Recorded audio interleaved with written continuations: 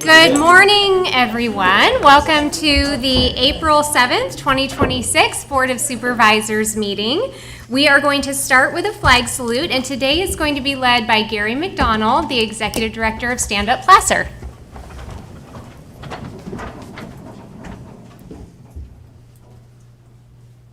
Allegiance to the flag of the United States of America and to the republic for which it stands, one nation, under God, indivisible, with liberty and justice for all. Thanks, Gary. We will now move to our consent agenda. Is there anything anyone on the board would like to pull from consent? And is there anyone in the public who would like to pull something? Patty Knifer, you might already have the email, but I'd like to pull consent item number 24, Penner Townhomes. Got it. Thank you.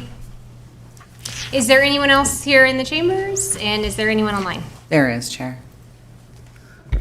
Caller, are you wishing to pull an item from consent? Hi, this is Muriel Davis, and I want to first thank the supervisors for allowing Zoom because I could not make it to the meeting today. But I would like the consent item number 24 to be removed and deferred to a timed item at a future Board of Supervisors meeting. Thank you. Thanks, Muriel. All right, I'll bring it back to the board for a roll call vote on the remaining items. I'll move approval of the consent agenda. The consent agenda minus the other one. And I'll second that. Moved by Gore, seconded by Gustafson. Gore? Aye. DeMattei? Yes. Jones? Aye. Gustafson? Aye. Landon? Yes. All right, we will go to item 24A, the Penryn Townhome subdivision acceptance.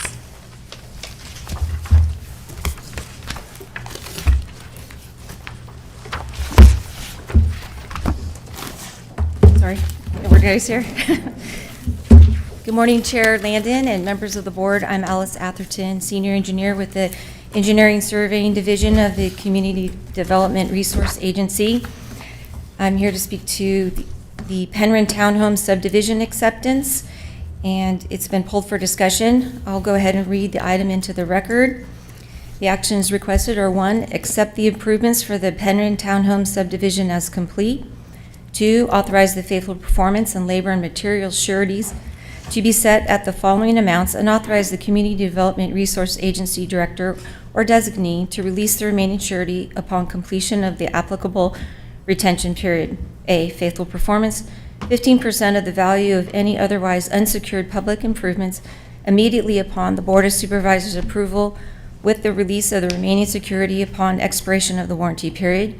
B, labor and materials, 50% of the total estimated cost of the accepted public improvements, or in conformance with the Government Code Section 66499.7, whichever is higher, with the release of the remaining security upon expiration of the claims period. And 3, determine the proposed actions are consistent with the mitigated negative declaration for the Penryn Townhomes adopted by the Board of Supervisors on February 5th, 2008.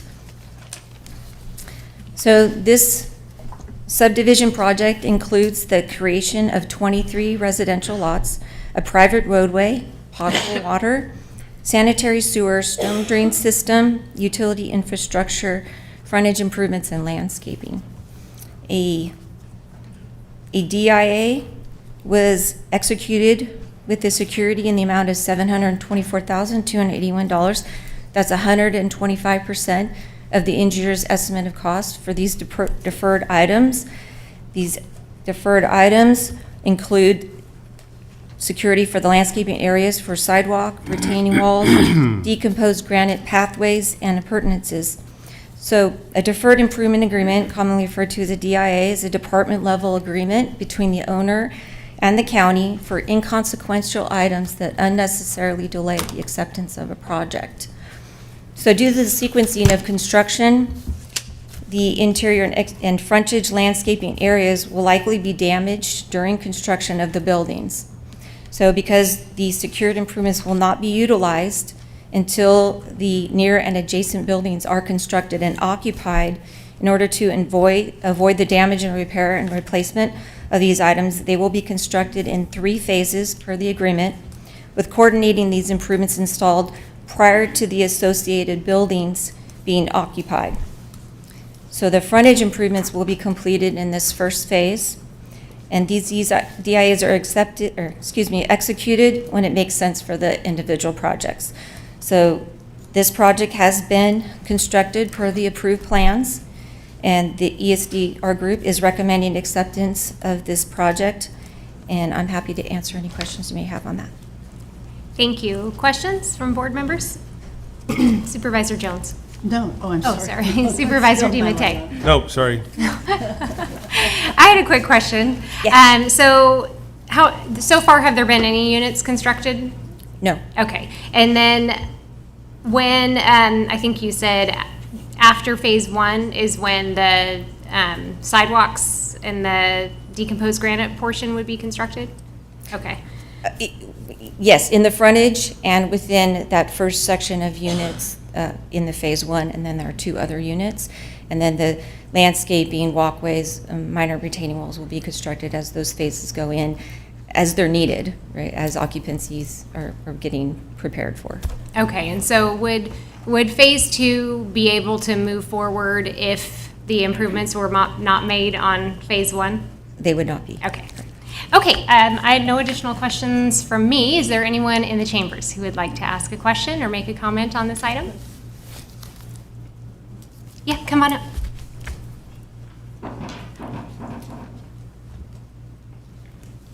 Good morning, Patty Neifer.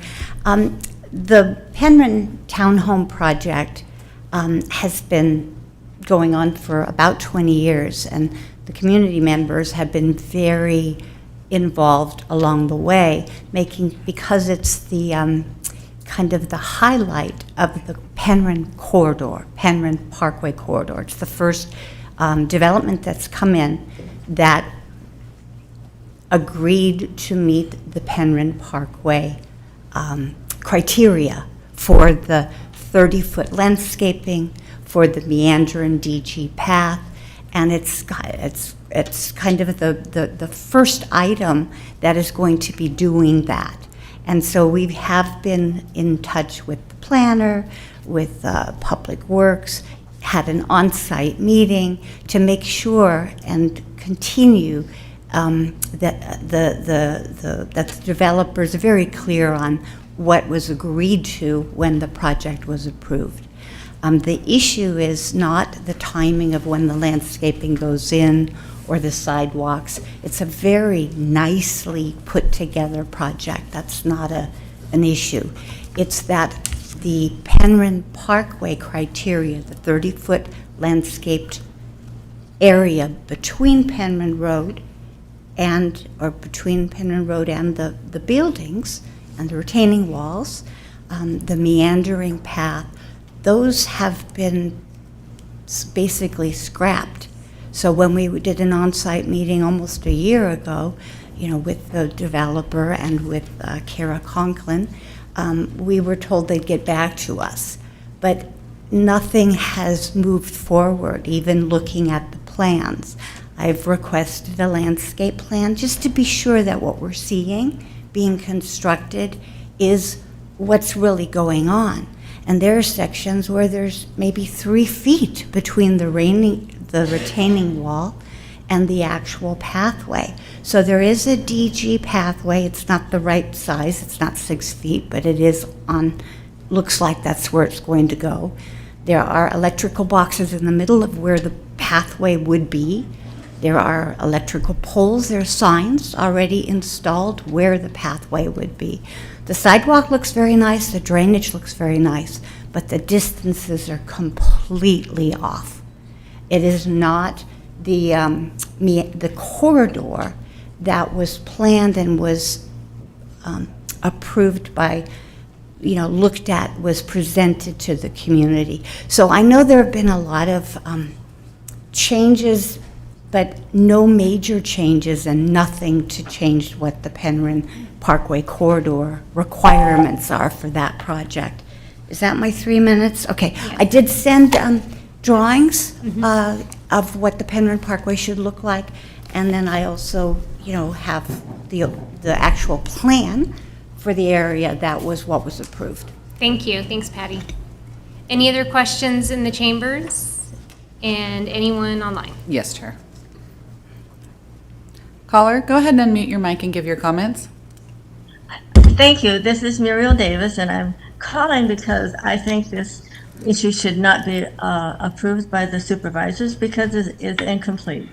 For one of the things, they have built items in the area where they're supposed to be putting a meandering pathway for equestrian pathway, and that pathway is part of the original subdivision plan that was approved back about 20 years ago. So to approve this doesn't make any sense because things haven't been properly done. They put items in that pathway area, so how can they put the path there? So to approve it, what they've done doesn't make sense to me at all. The map that was on the staff report is also incomplete. It doesn't show the emergency exit that they had to move from an easement that they did not get, and they had to move it within the property itself. And you can kind of see it for the road. But this project has not been following the rules that it's supposed to. It actually put in another, some kind of a pathway ramp that wasn't in part of the project map that I don't understand that they have it when they don't even have sidewalks in the project itself that I could find, that I could see from the road. Anyway, I think this project needs to come back as a timed item for the supervisors to probably go to the planning commission first to verify that what they've done should be approved, because I don't think you can approve something that has been incorrectly done. And I would hope that you would make the decision to defer this to another time when it can be discussed, even maybe come before the MAC, but at least to the planning commission or back to the supervisors.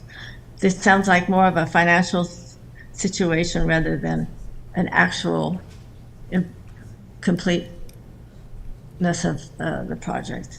I'm sorry, I'm a little nervous. Thank you very much. Thanks, Muriel. Go for Anyone your else? commenters. No. All right. You want to answer some of those? Sure. Good morning, Chair Landon, Supervisors, Chris Pahuli, Placer County Planning Director. I did want to just provide a little bit of background on the history of the project and the planning entitlements for the project. As Ms. Neifer mentioned, this project has been approved for nearly 2 decades. It was originally approved in 2008. The tentative subdivision map, conditional use permit, and the design review for the project, those constitute the entitlements. It's important to note that when the project was originally approved, it did include the frontage improvements that were previously mentioned. It had a 30-foot landscape area and a meandering equestrian path. But importantly, there was also an EVA road that was part of the project and was planned to connect to the property to the north.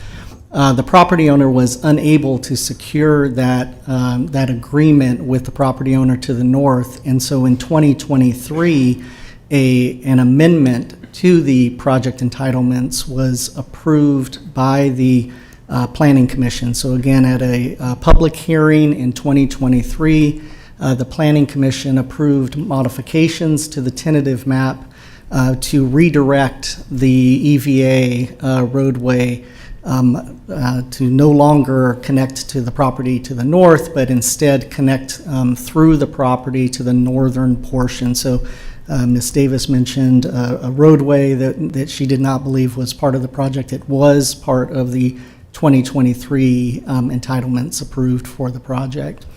As part of that 2023 approval, there were also revisions to what's called Lot A. That is the frontage lot that includes all of the pathway and landscaping.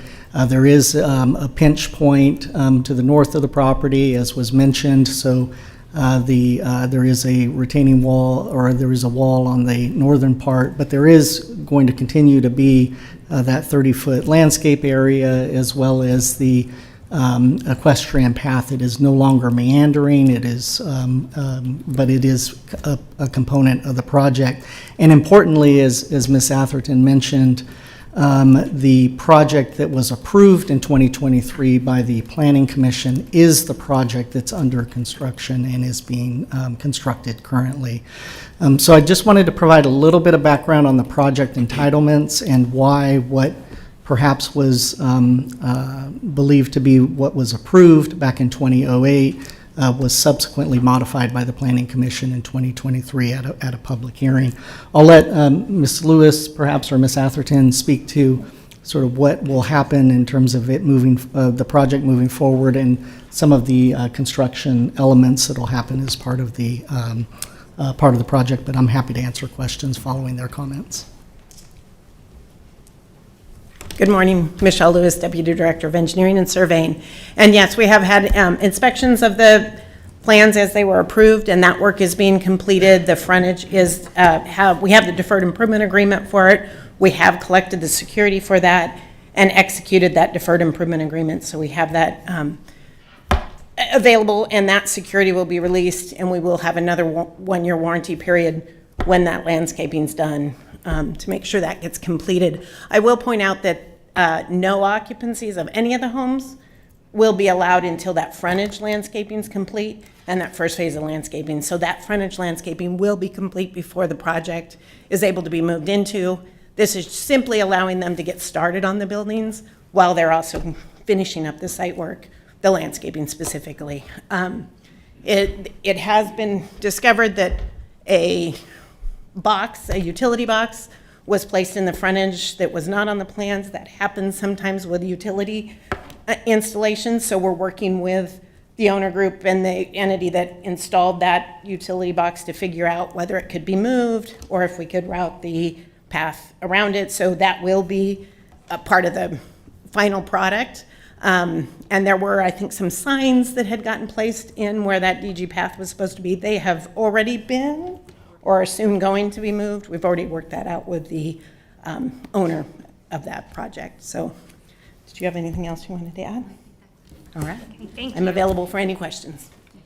All right, any other questions from board members? Clayton? Yes, I just would like to note that this item today is for acceptance of the improvements for the project. There were some comments about the project itself and whether it should be configured differently. The item in front of you and the item brought forward today is basically, do the improvements match with that project as it was entitled? So it's not really a time to look into the merits of those entitlements as much as to say, does the project improvements, the improvements that are asked to be accepted, do those match with what was the entitlements that were included? Thank you. Got it. All right, if there's no other questions, is there a motion? I'll move. Thank you for the clarification. I mean, I appreciate Patty and Muriel sharing your concerns. Thank you, and I appreciate the clarification. I have one, before you make a motion. Yep, go ahead. Sorry, the question just popped in my head, sorry. I noticed that they had to widen the road there. Was that part of the original improvements to widen that? I heard you mention that, and I did see them do that. So did that push the setback, or was that in the original agreement from the road was going to be widened and the setback starts from the sidewalk, or does it start from the wall? And just questions that I'm thinking that some of the people might have. Not that I know that this is not part of that, but just to answer their questions. Yeah, the setback, the road was always intended to be widened. That was part of the entitlement. Okay. So the setback is from, the sidewalk, though, is included in that landscape corridor setback. So the sidewalk and the DG path are all part of that. There is some retaining wall that was needed for this because of the grade changes. So that's also in that front setback. And the retaining wall's already put in? Yes. Right? It's already there with a handrail and all that. Okay, that's all I needed. Thank you. Then I'll go ahead and move approval of the item. I'll second. All right, moved by Gore, seconded by DiMattei. All those in favor? Aye. Any opposed? And no abstentions. Thank you. And thank you for coming and voicing your concerns.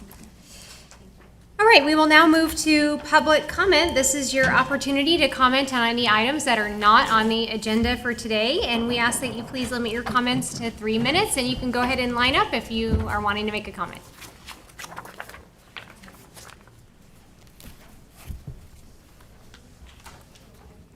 Gary McDonald, Executive Director of Stand Up Placer. Chair Landon, I want to thank you for the honor of leading the flag salute. I've never done that before, so, Oh, this is a yay. first, so I'm honored. Thank you. Good morning, Chair and Supervisors and staff. In California, domestic violence is a major driver of homelessness. In 2024, in California, more than 74,000 domestic violence survivors and 24,000 children of survivors experienced homelessness. About 100,000 people, women, mostly women and children, lived in their cars or were homeless because of domestic violence. 1 in 5 women who become homeless name domestic violence as the cause. Approximately 60% of the women Stand Up Placer serves eventually return to the abuser because of lack of housing. With respect, I will speak frankly. Builders who want to develop in Placer County need to include affordable units in their projects. They should build housing that victims of domestic violence can afford. It may save lives. To maintain profitability, builders must adapt. Builders must innovate. For example, Seattle is using mass timber and prefabrication to reduce construction time and build affordable homes faster and cheaper. Austin, Texas shows what's possible when a city removes barriers and makes housing easier to build. Through zoning reform, fewer parking requirements, and density incentives, Austin expanded housing production and supported thousands of income-restricted units. Austin built so much housing that the average price of a new home fell, and monthly average rents fell 22%. Placer County can help the process by making the process clear, expediting the process, and making it predictable for the developers. Further, it could add affordable housing dollars to the budget. Fees in lieu of were not intended to be a loophole to maximize profits. In closing, I've served on planning commissions in other cities and served on city council, so this is not new to me. I'm not a fan of fees in lieu of. Some cities are actually building it. I believe affordable housing must be mandated if we're going to meet the targeted state goals. Minimally, I sincerely request that the board consider charging the recommended Nexus study in lieu fee of $16.18. The builders will still build, even though they say that the numbers won't pencil out. They will if they change how they build. Thank you for your kind attention. Before I step away, I'd like to leave this report that I recently compiled. It's entitled Stand Up Placer Report on Increasing Levels of Domestic Violence. It's a long title. Stand Up Placer Report on Increasing Levels of Domestic Violence, Sexual Assault, and Sex Trafficking, and how we're addressing the escalation. For example, strangulations have gone up over 2 years by 270%. We recently admitted a woman who came from the ICU unit straight into our safe house, and she was accompanied by her children, 2 of which were assaulted as well by the person. So we have a plan to address the escalation of violence, but we don't have the funding for it. But this is the plan. I thought I'd share it with you. Thank you, Gary. Thank you. Appreciate Sorry it. I went over. Good morning. Good morning, Board. How are you today? Good. How are you? My name is Sherry Dallas, and I'm at the Mid-Placer Shelter. I come to you today to speak with you about something that's very disgusting and inhumane for people that live there. There's a bed bug problem there. There's been a bed bug problem there for a long time. But, I mean, I have pictures on my phone right now that would really make your skin crawl about what we found the other day. They do bed bug sprays every other Monday. So we bag our stuff up and they take it and wash it or whatever they do with it. And when we found this, it's crazy. It's just crazy. I just don't understand how people can actually live in an environment like this with the possibility of getting bit by something all the time, the men's side, the women's side, either side, and a lot of it probably has to do with the way they keep the temperatures in our dorm. It's so hot. It's like 75, 76 degrees in there. You die at nighttime. I can't even sleep there. I have a job and I get like 3 hours sleep a night. It's ridiculous. I just think that something needs to be done about this bed bug problem. I mean, it may not be on my bed, but who knows whose bed's going to be next. You know, it's just not, it's inhumane that we live this way. We may be homeless and we may not have anything, but it's what we have right now. And we're just trying to make our lives better. I know I am, and I watch other people do the same. Maybe if you guys can take into consideration putting something over the top of that thing and killing those things and then put us back in there, it'd be amazing. Because somebody's going to end up getting sick or hurt from that. It's not good at all. Thank you for your time. You guys have a fantastic day. Thank you, Sherry.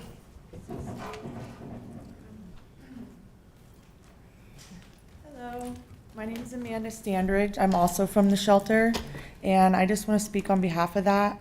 I too have had that issue. I've actually been personally bit up myself.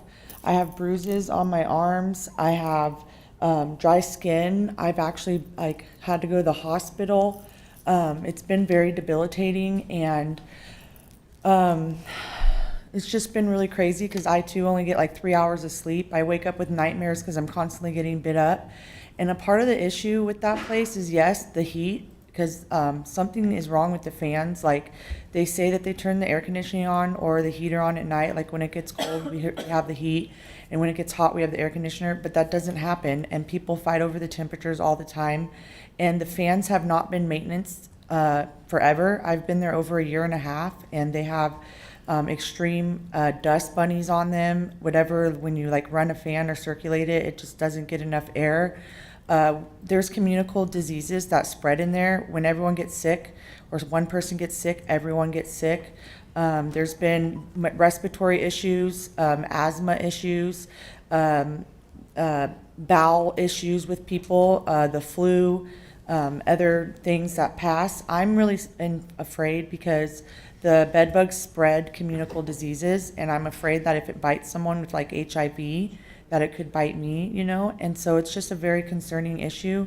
I do agree that they should tint that area and allow us to go to hotels for a couple of days and come back, because it's really the only way to kill them.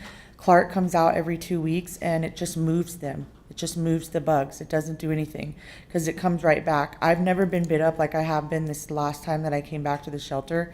So it's a huge problem. And there's also a lot of problems with the fact that there's just a lot of miscommunication there, and it's just hard to live there because we're really grateful. I personally am really grateful to have a roof over my head. It's really hard to live in an economy in Auburn where, you know, things are really high. The pricing here is really high to live, the cost of living. But I've had 3 jobs at one point and still couldn't survive here, and had to move into that place and still maintain the 3 jobs for a while until I couldn't handle it anymore because my body was physically exhausted. But with that shelter, it's like, if we can like even rebuild another building that's like more suitable for us, that has like good air conditioning, and like also the mattresses need to go. We need new mattresses. Like, they will not give us new mattresses, and that's also a problem as to why the bugs spread. So if you guys can take all that into consideration, I'd really appreciate that. Thank you. Thank you. Anyone else in the chambers? And anyone online? Yes, Chair. Caller, go ahead and mute your mic and give your comments.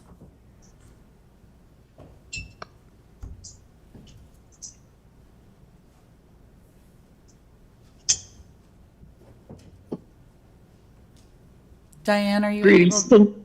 Can you hear me? Yes. Yeah, now. Oh, sorry, my device was freezing. I apologize. Diane Louise Alessi, District 5. As a native-born Californian with 6 decades in Placer County and a member of our source almighty's Homo sapiens species across this entire planet, my soul grieves today for innocent souls being lost due to all of the Epstein class-caused wars, fueling energy costs, inflation, and the threat of the Great Depression 2.0.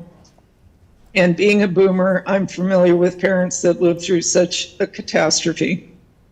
Yet you're considering to raise fees, fire facilities at 1.10%, admin 3.21%, parks 3.21%, affordable housing 4.2%, traffic 2.70%, and adopt a capital improvement program, award $61 million for Placer Parkway, and approve sewer annexations.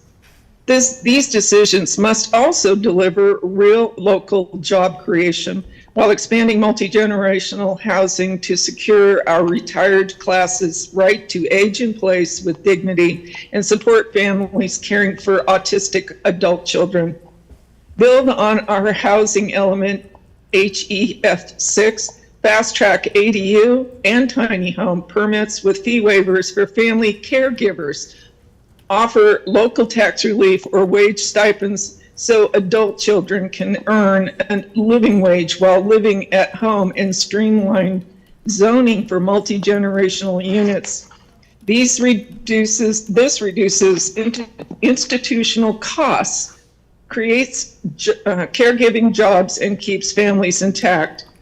California's failed policies drive taxpayer and job exodus. Retirees arrive with locked-in Prop 13 bases, bring 0 new jobs while straining services. California's tenant rules draconian to crush affordable rentals, sustain Placer's low unemployment, leverage infrastructure for family wage jobs, partner with Sierra College and Placer Job Network for caregiving training, and prioritize multi-generational incentives plus primary job creators as in the RCRC strategic plan. As fiduciaries, you are weighing the macro storm of the war-driven inflation, supply chain disruptions, and taxpayer flight. Failing to center job creation and multi-generational housing incentives today is a breach Diane, of your can you wrap duties. your comments up, please? Yes. To residents still here paying the bills, wake up, please. Thank you. Build true for families and retirees. Thank you, Diane. Caller, go ahead and unmute your mic and give your comments. Hi, again, this is Muriel Davis, and I'd like to make a comment about how county road tax is not being fairly distributed. The county has a project in place to provide additional public EV charging stations for those who drive electric vehicles. I request that these new charging stations include the county road tax charge percent on those electric charges, since the drivers of gas vehicles have to pay a road tax at the gas station pumps. But right now, the EV vehicles are not paying into the road tax at all for the county or for the state. And I think it's unfair to spend county funds to help EV vehicles be able to stay on our roads when they do not even pay the road tax for the county or the state. The EV vehicles currently only pay a small pittance of a fee at the time they register, and that, I think, is less than $200. And that is no way near the cost that us who drive gas vehicles pay at the pump. We pay both the state and the county road taxes, and the EVs pay 0 road taxes. So if the county is going to insist on helping EV charging stations be built, I think they need to put some kind of a caveat that requires that these new stations, and hopefully they could do it for all stations, include a county road tax. If the state doesn't want to do it, doesn't mean the county can't include a road tax on the total charge of the EV station electric charging cost. Anyway, that's oh, I see my little yellow thing. Anyway, I think it's unfair to let these EV vehicles use their road, and the more the EV vehicles we have on the road, the more damage on the road. And I've heard said that electric vehicles are heavier than normal vehicles, but I don't know if that's true. But to me, it's unfair that those who drive the gas vehicles are paying for the road maintenance and the electric vehicle drivers are not. Thank you, and I hope the supervisors will do something to insist that these new charging stations include a road tax for the county. Thank you, We need Muriel. all the money. Okay, thank you. Thank you. We have one more. Caller, go ahead and unmute your mic and give your comments. Thank you very much. John Falk, Legislative Advocate for the Tahoe Sierra Board of Realtors. And I just wanted to respond or react to two sets of comments that you just received. The second set, first, regarding streamlining ADUs and tiny homes. Absolutely. I believe that the county is actually doing a decent job. I'm going to be more generous than that. I think you're actually doing a very good job at ensuring that these types of projects are done ministerially and are expedited to the extent feasible, and in fact, beyond what the state has mandated through state codes. And so while I would continue to encourage you to do whatever you can to facilitate the creation of more ADUs and tiny home opportunities, nonetheless, I believe that you're doing a yeoman's job in that region, in that area of housing. To the other point, it was brought up earlier by an earlier commenter. The man spoke to developers' fees and the like, and building housing. And while I understand his position, I frankly find it problematic. The nexus between the creation of additional housing stock and the burden being placed on those people that are of their own risk taking on that project, then being asked to bear the burden of a countywide, long-standing problem as the sole or one of the main responders to that problem, seems out of step with the nature of the problem. And so I would respectfully disagree with that earlier commenter that in point of fact, what we see in terms of creation of housing opportunities, housing stock at any price point increases housing availability at all price points.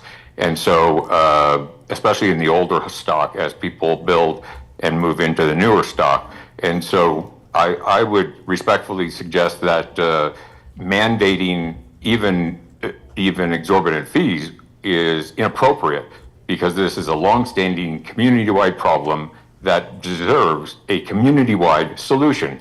And the individual that spoke, if he would like to begin contributing to that fund, so be it. But I don't think it should be foisted on one select group of individuals. I think that calls them out inappropriately. Thank you. Thank you. No further commenters. Right, with that, we will close public comment and we will move on to board member and county executive reports. Supervisor Gustafson. Thank you, Chair Landon. Before she leaves the room, Bridget, she just left.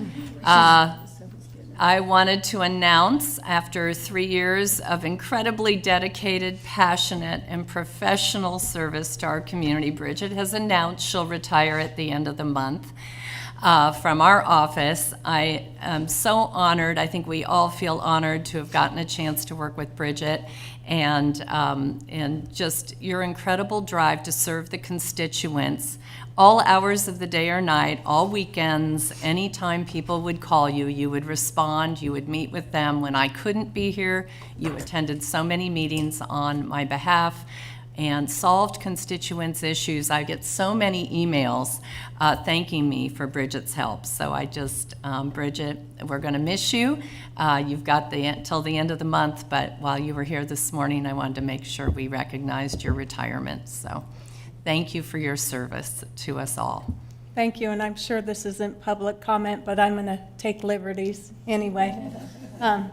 Thank you so much. It's been an honor and a pleasure and a privilege to work side by side with Supervisor Gustafson and Sophie and Alina and Caden, and I look forward to working with Lisa in the future in a different role at some time. All of you are open. You are always good to me. I learned so much working here, and I'm going to cherish and remember my very short time. 3 years goes by really fast. And I appreciate it, and I appreciate you, Supervisor, for the guidance, and you taught me so much about problem solving that I didn't know I could think of in my own mind, and so I've learned so much from you and have appreciated your leadership and your mentorship for me. And I look forward to continuing to work with you.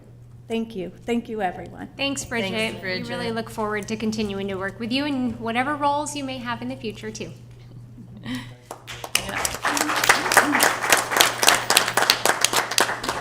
And I had one other announcement that I wanted to make and report to the board. Last Friday, I was invited with the Sheriff's Department to attend a meeting held by a group of several groups in Auburn that were involved in the shooting, the BB gun shooting up at Highway 49 and Bell Road.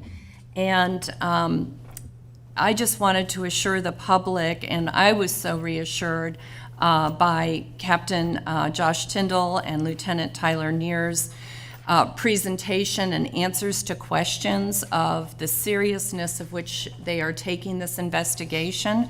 The Sheriff's Office is still looking for any leads anyone might have. You can call their sheriff's phone number, their tip line, at 530-889-7853.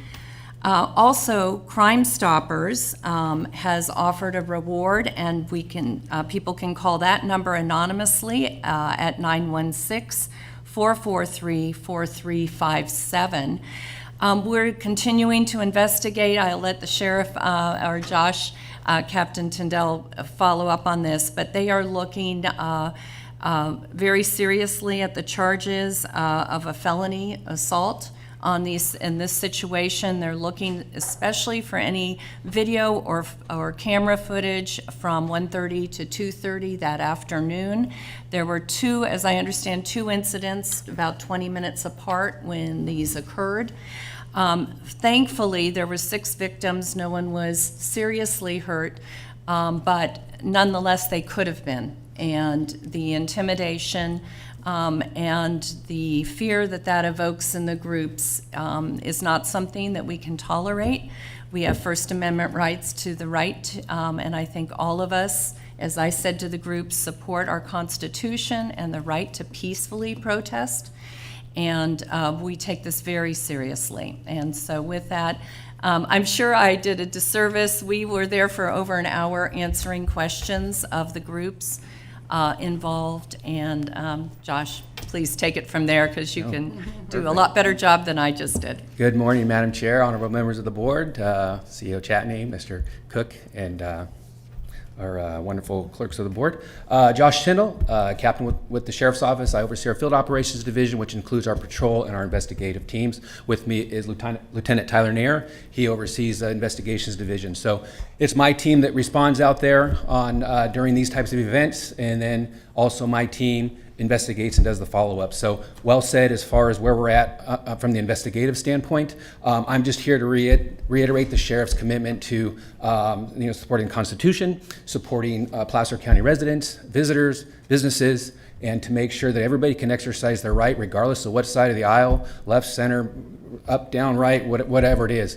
And I'll take this opportunity to also look in the future and to, these events will come. We welcome these events, again, regardless of what side of the aisle you're on, but our commitment is to those people to exercise those rights. And we want to ensure that this is not an incident to where now we're getting folks from, let's just say outside of Placer County, using Bell and 49 as their stage to make some news for themselves, either locally, statewide, or national, even worldwide news. So we're going to be upstaffing, we're going to be increasing our intelligence that we get before events, and just to really ensure that regardless of what your position is, that you can safely do it here in Placer County.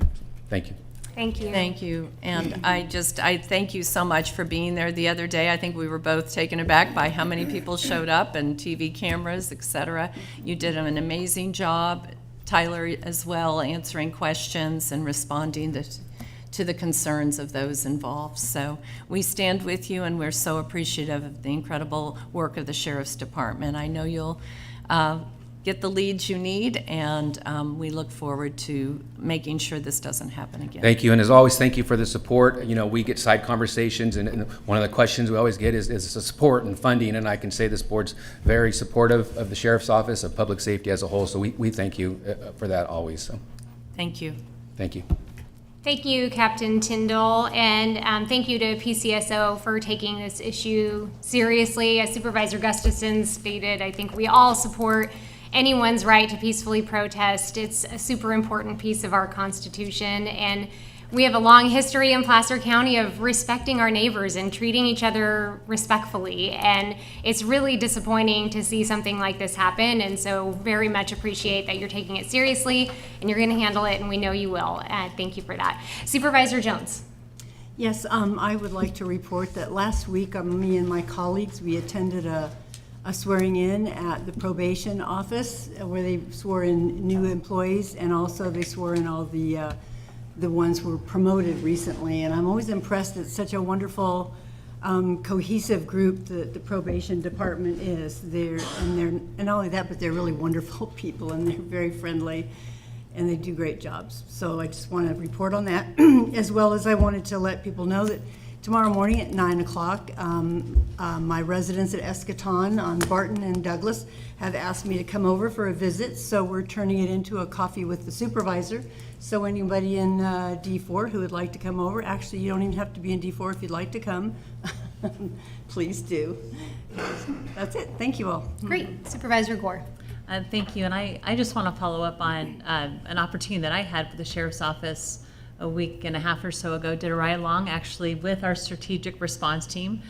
Two of the deputies are here in the room right now, and I learned a couple of things. One, I learned that I wouldn't have the patience to be a deputy because they showed me what they do to protect not only our residents, not only themselves, but our residents. They were preparing on a search warrant, and they must have taken an hour to really prepare what they were going to do. And I was fascinated to watch our drone technology in action, to make sure they took a look at the property, to make sure they saw license plates, could be identified and run license plates, and made sure that if there was a child in the home, the child was safe. They did an excellent job of preparing to serve that search warrant, and I was just so impressed with the work that our deputies do day in and day out. So since two of them are here, I want to say thank you for showing me the work that you do. And it just comes to light like how important our law enforcement is. And they were actually preparing to be on site the next day during the protests. And I'm sure that, and I appreciate hearing the update, right? Because I'm sure you all were just, it was a terrible incident to have happen. And I'm grateful for our deputies being there and taking these matters really seriously, because it's not just for their protection, but it's for the protection of our residents. And I very clearly saw that during my ride along, and I just wanted to acknowledge them as well as they're taking care of our residents day in and day out, and I appreciate it. Thank you. All right, we will now move on with our agenda. I did want to make a note that our 10:40 timed item 9A, is going to be continued to a future date.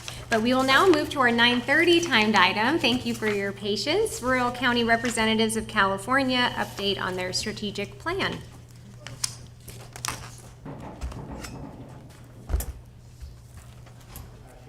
Right here's great, Mr. Ferguson.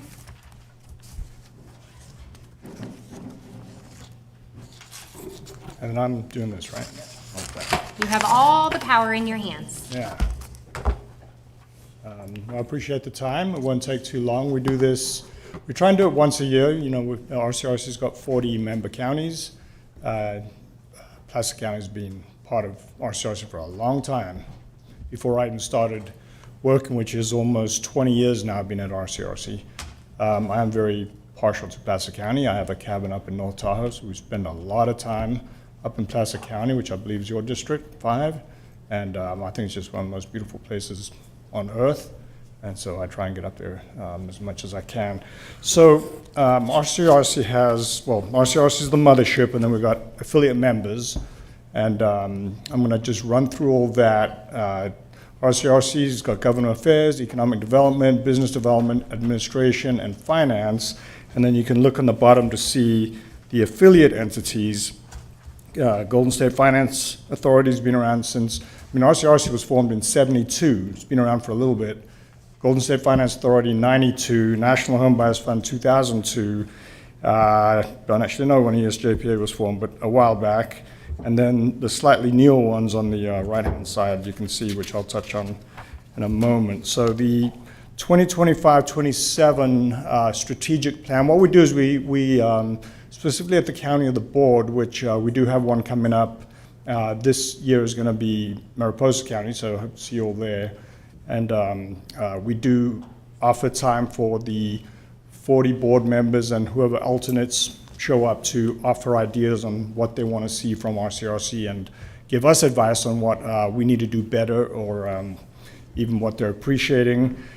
So the 25 through 27, the vision of RCRC is the premier advocate and innovative service provider for rural counties in California. Do you want to go to the next slide? Yes, I do. Thank you.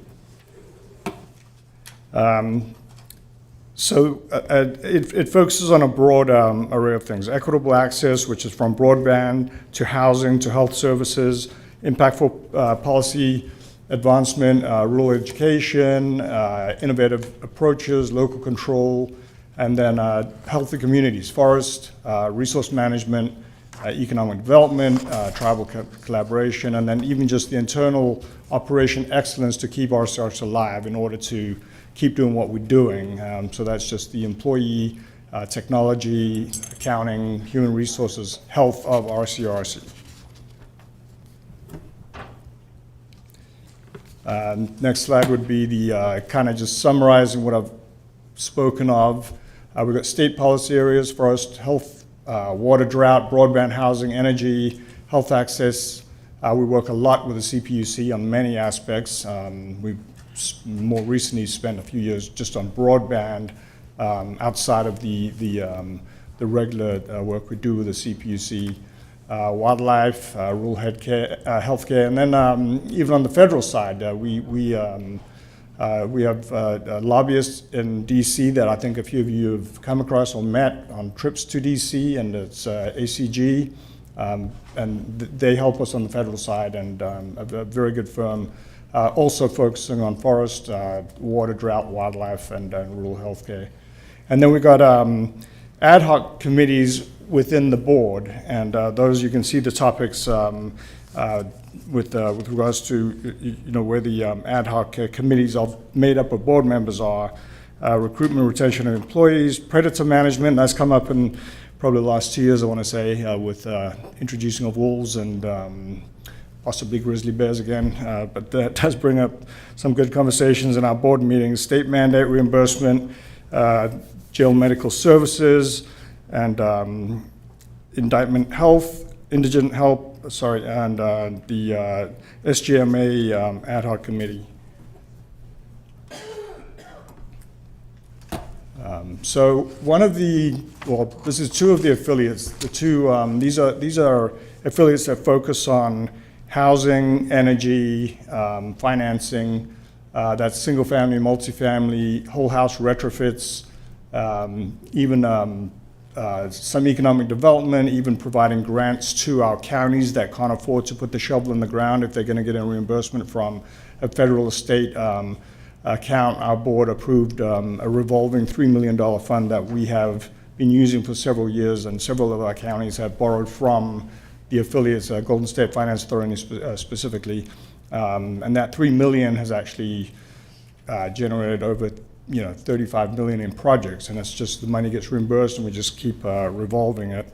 Golden State Finance Authority, you can see, Placer County is not as needy as quite a few of our other counties, but since 92-3, we have helped in California over 86,000 families obtain a home, and our niche is down payment assistance, which is the hurdle for a lot of low to moderate income households to obtain a home, and that was Golden State's niche back then, and we did diverse into energy finance, and we did well over $1 billion in whole house energy retrofits.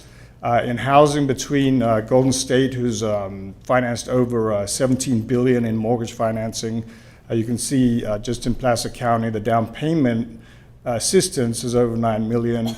On the 1,300 plus individuals, that's probably around $450 million in mortgage financing. Together with NHF and Golden State, there's over $35 billion in mortgage financing and over 130,000 families helped. NHF does similar to what Golden State does, but National Home Buyers Fund is actually nationwide. So we offer our down payment assistance on a nationwide basis. It's a nonprofit, Section 115. Golden State is a joint powers authority and focuses mainly in California.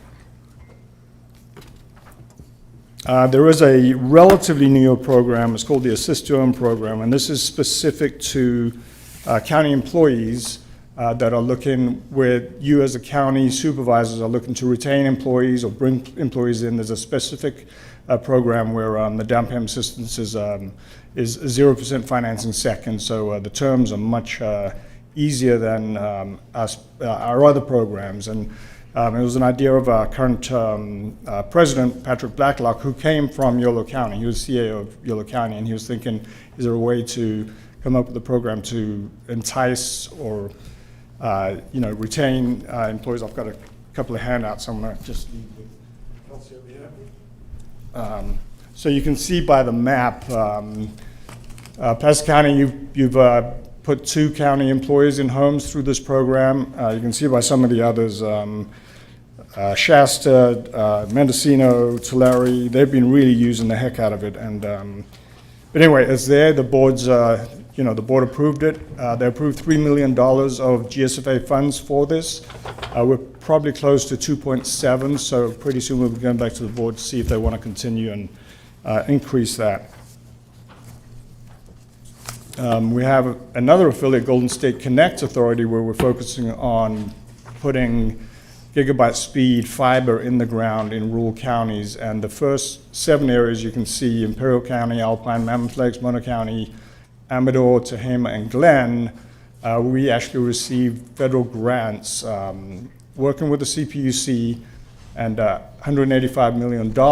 And to fill that shortfall, we issued private capital debt of $110 million to start this project. The idea is to work in all those yellow areas, not to, you can see the gray areas don't really need it, Placer being one of them. But the idea is there's a lot of areas in California that have 0 internet, so we want to focus on that. And we're having a groundbreaking in Glenn County on April 30th, where we're actually putting the shovel in the ground, and that's when we start the first project, so it's kind of exciting.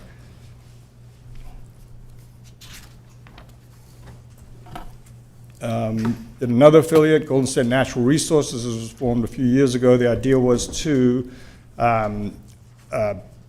build a pellet facility, take the dead wood out of the forest. We've got a 20-year agreement with the U.S. National Forest Service, which allows us to get into the forest and pull the dead wood out and then turn that into a merchantable product. It started off being pellets. The pellet market is very much a commodity, and recently the pricing on pellets dropped quite a bit. We still have the ability to go into the forest, but it's not necessarily going to be pellets. It's going to be whatever anyone wants to use. Our mission is to get in and get the dead wood out, because that's where the devastating fires, fuels the devastating fires. You see that pile of clearing right there, that's in Modoc County, there's probably 50 of those piles just down the road. Problem right now is no one knows what to do with it. So that's being cleared, but no one has a clue what to do with it. So we are talking to entities, one of them being the largest biomass user in the world, Drax, who is looking at building a biochar entity and building a biochar entity, which they use chips to fund. There's other entities that want to deal with methanol, fuel, what have you. So we're hoping that they can provide some form of financing to allow us to get into that forest and pull this dead wood out. And so we have pivoted that program a bit from pellets to just get the wood out and use it for whatever you want. We really don't care what you use it for in there. It's just we want to get it out. And then the Environmental Joint Powers Authority, this is more of a, it represents 26 rural counties. PASA's not in it, but it really focuses on recycling, offers leadership, technical expertise, and assistance to those counties that are members. It's also a Joint Powers Authority, but focuses on recycling efforts in rural California.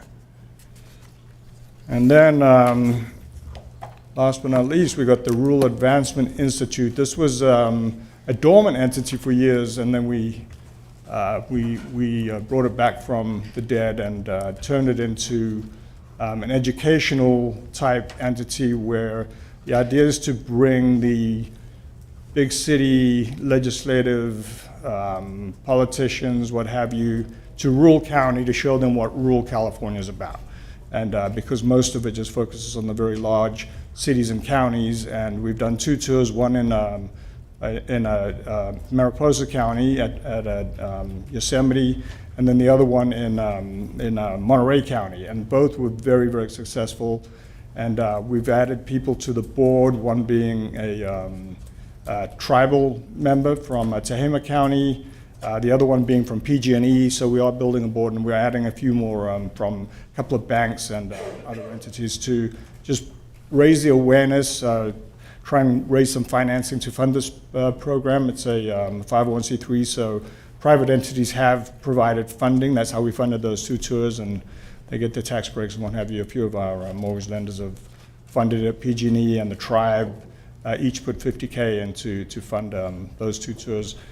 And that's it. I'll leave it with, first of all, is there any questions? And second of all, if you as board members, if you feel there's anything RCRC is lacking or needs to do, Supervisor Landon, you can talk to me directly, email me, and or our CEO, Pat Blacklock, and we want to make this work for you. I know you're focused on a certain bill right now that John Kennedy wrote a support letter for, and that was I think 1176, where some foreign countries owning agricultural land in the U.S. and quite a decent amount in California. But those are some of the things that RCRC will go and support on behalf of what supervisors on our board look for. So with that, bring me some questions. Great, thank you. Supervisor DiMattei.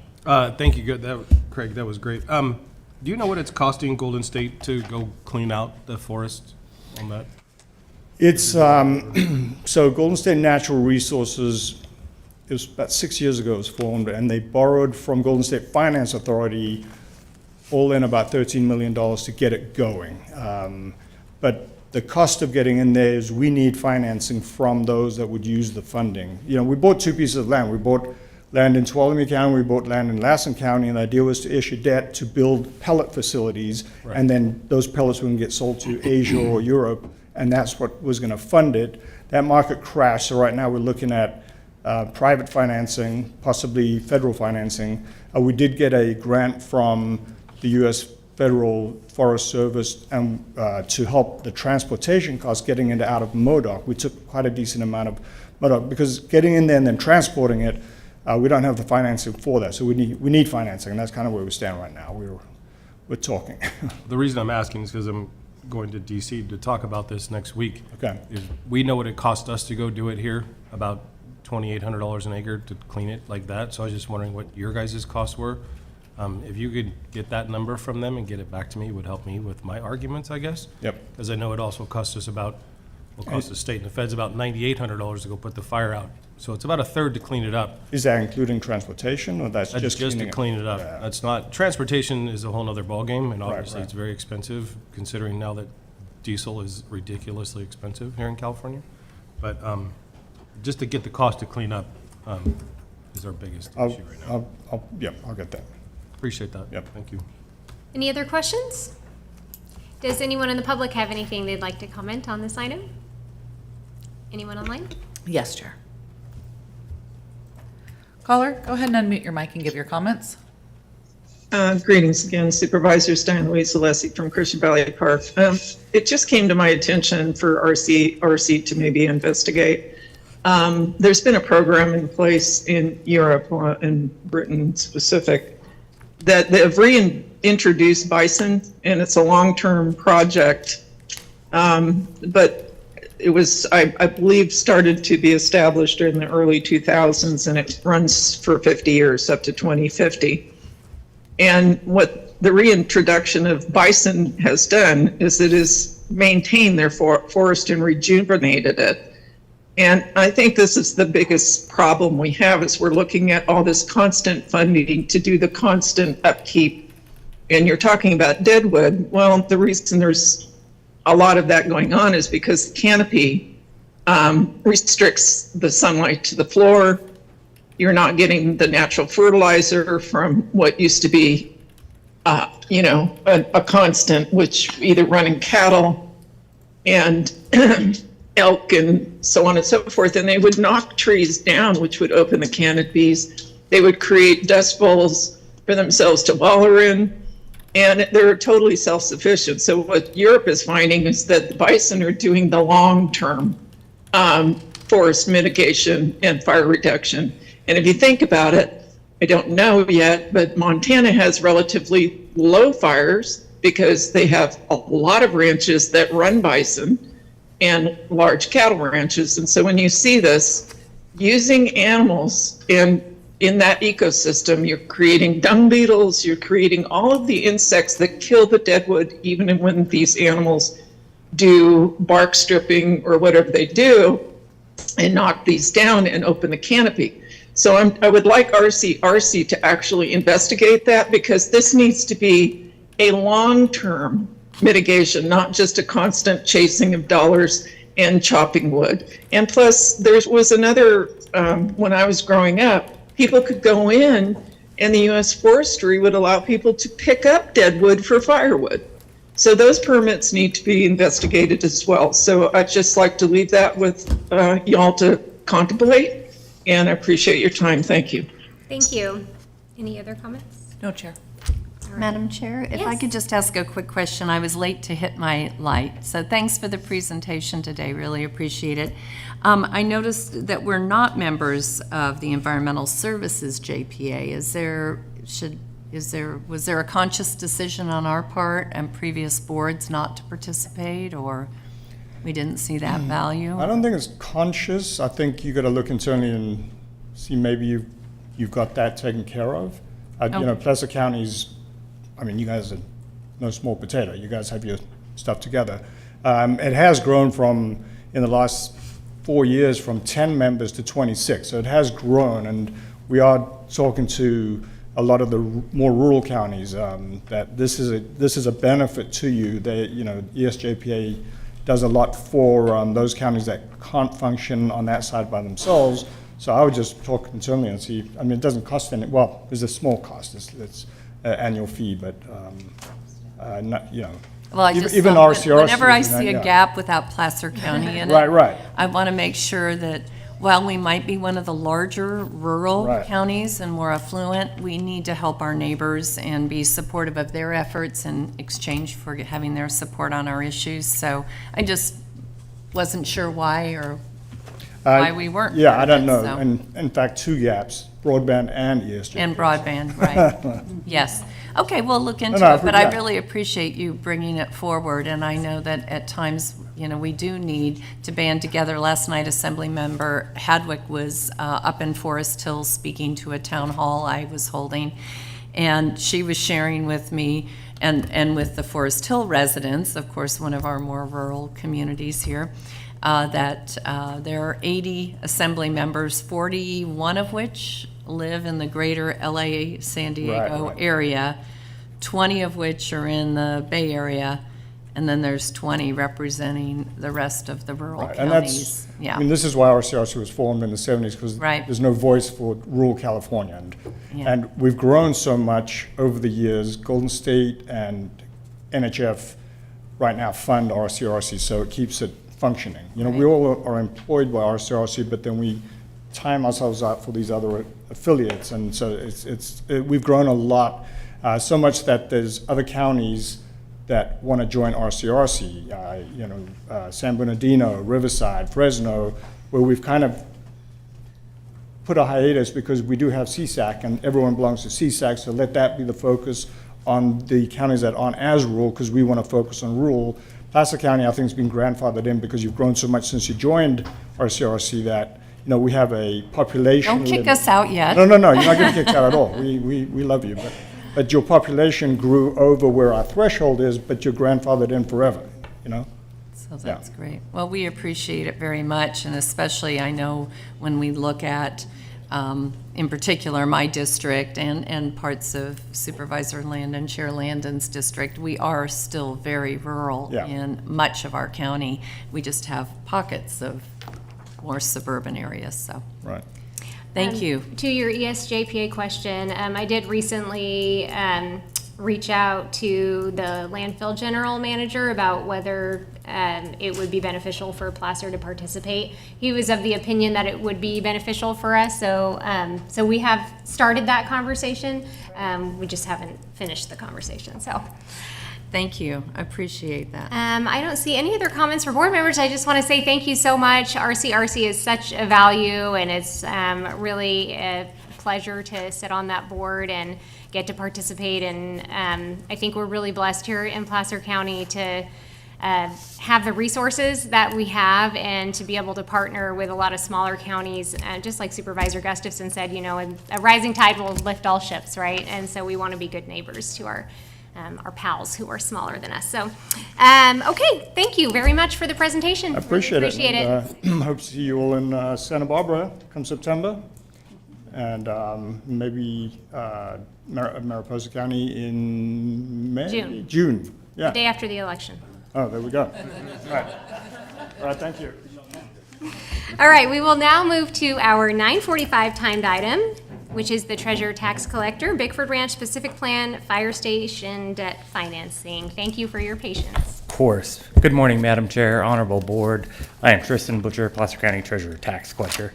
I bring one item before you for your consideration. The action requested is to adopt a resolution declaring the intention to reimburse expenditures with tax-exempt obligations for the Bickford Ranch Fire Station number 73. A little bit of background on this project. Obviously, you guys know the Bickford Ranch specific plan. As part of that, there is a fire station that is included in that specific plan. It aims to improve emergency response times and service levels in the Lincoln, Newcastle, Penryn area. In addition, your board saw an RFP or released an RFP back on February 13, 2025, and it came back and your board awarded a contract to Tate Snyder and Kimsey Inc. on August 19, 2025 for the design and engineering. That work is underway. This resolution that is attached to this item allows for reimbursement of project costs using future bond proceeds, covers all the phases, and it allows reimbursement of costs incurred up to 60 days prior to the adoption of this resolution. The resolution is non-binding. It doesn't obligate the county to issue debt for this project, but it does give us the opportunity, if it's more cost effective and the project needs to move forward earlier, we're able to go out and get a better term and reimburse the county for any costs on that financing. The environmental impact is covered under the previously certified environmental impact for the Bickford Ranch specific plan. And the fiscal impact, there is no impact on the general fund with this resolution. And again, the project will be funded with the Placer County Fire facilities fees, and this just gives us the opportunity to use the most cost-effective financing in the future. So with that, I'd be happy to answer any questions you may have. Questions or comments from board members? And anyone in the public who'd like to comment on this item? Anyone online? I see none, Chair. I will bring it back to the board for a vote. I'll move approval. This is a roll call vote. Oh, I'll move approval. Second. Moved by Gustafson, seconded by DiMattei. Roll call vote. DiMattei? Yes. Jones? Aye. Gustafson? Aye. Gore? Aye. Landon? Yes. Thank you very much. Thank you, guys. We will now move to our 9:50 timed item, Countywide Capital Improvement Plan, fiscal years 26-27 through 30-31.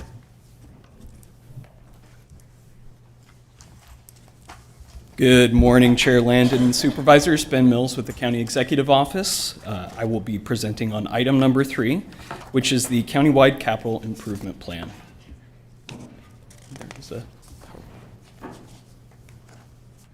Bear with me, there we go.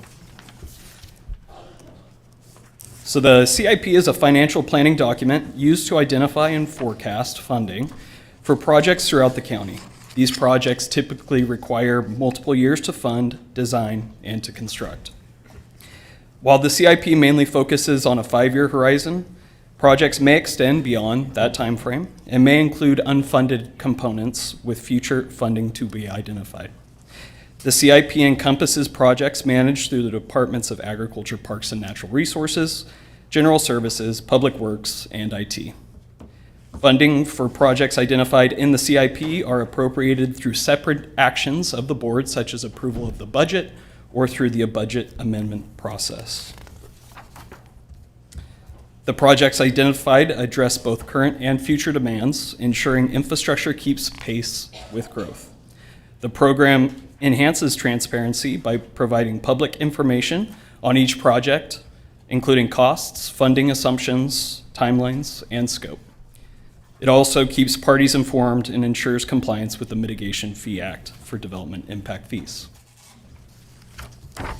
New this year is the consolidation of projects managed by departments along with development impact fee program projects into a single comprehensive planning document.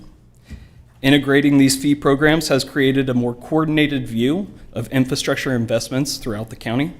And the fee programs that are included, I'll list them now, is the Public Facilities Impact Fee, the Fire Facilities Impact Fee, Parks and Recreation Impact Fee, the Countywide Traffic Mitigation Impact Fee, and the Joint County City of Roseville Impact Fee programs. Also new this year, we're launching a public capital project map and establishing a funding prioritization framework and CIP schedule, which I'll touch on in the following slides.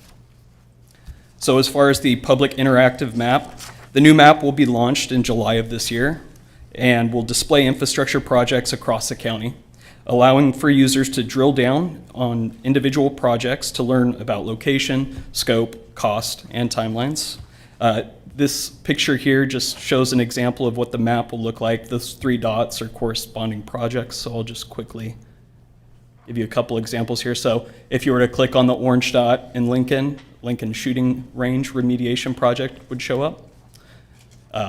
If you click on the blue dot, this is the Hidden Falls Trails Expansion Phase 1 project. And then lastly, the Eastern Regional Landfill Pavement Repairs Phase 1 project. Each project in the CIP will be represented on this map with the corresponding dot. As mentioned, we're also developing a project prioritization framework to support the identification of a focused list of projects that has been vetted by the relevant departments and CEO and recommended to your board as funding priorities. The framework is designed to ensure that projects which improve safety, maintain regulatory compliance, are eligible for future grant funding, or enhance county services are prioritized. Next year's CIP will be presented to the board in fall. So next fiscal year CIP will be presented to the board this fall prior to the budget workshop. This approach establishes a consistent cadence, enabling the board to evaluate project funding priorities within the broader context of the county's overall budget. The framework allows for staff to present a priority list of projects for future funding, allowing for planning ahead of budget workshop for better decision-making. So now I'll quickly go into the actual CIP document itself for this year.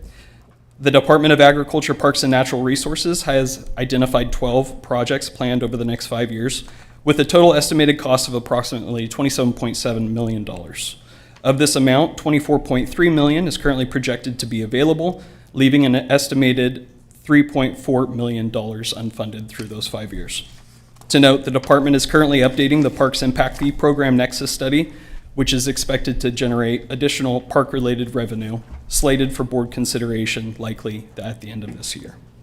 Funding sources for these projects are a combination of park impact fees, general fund, grants, and other local, state, and federal funds.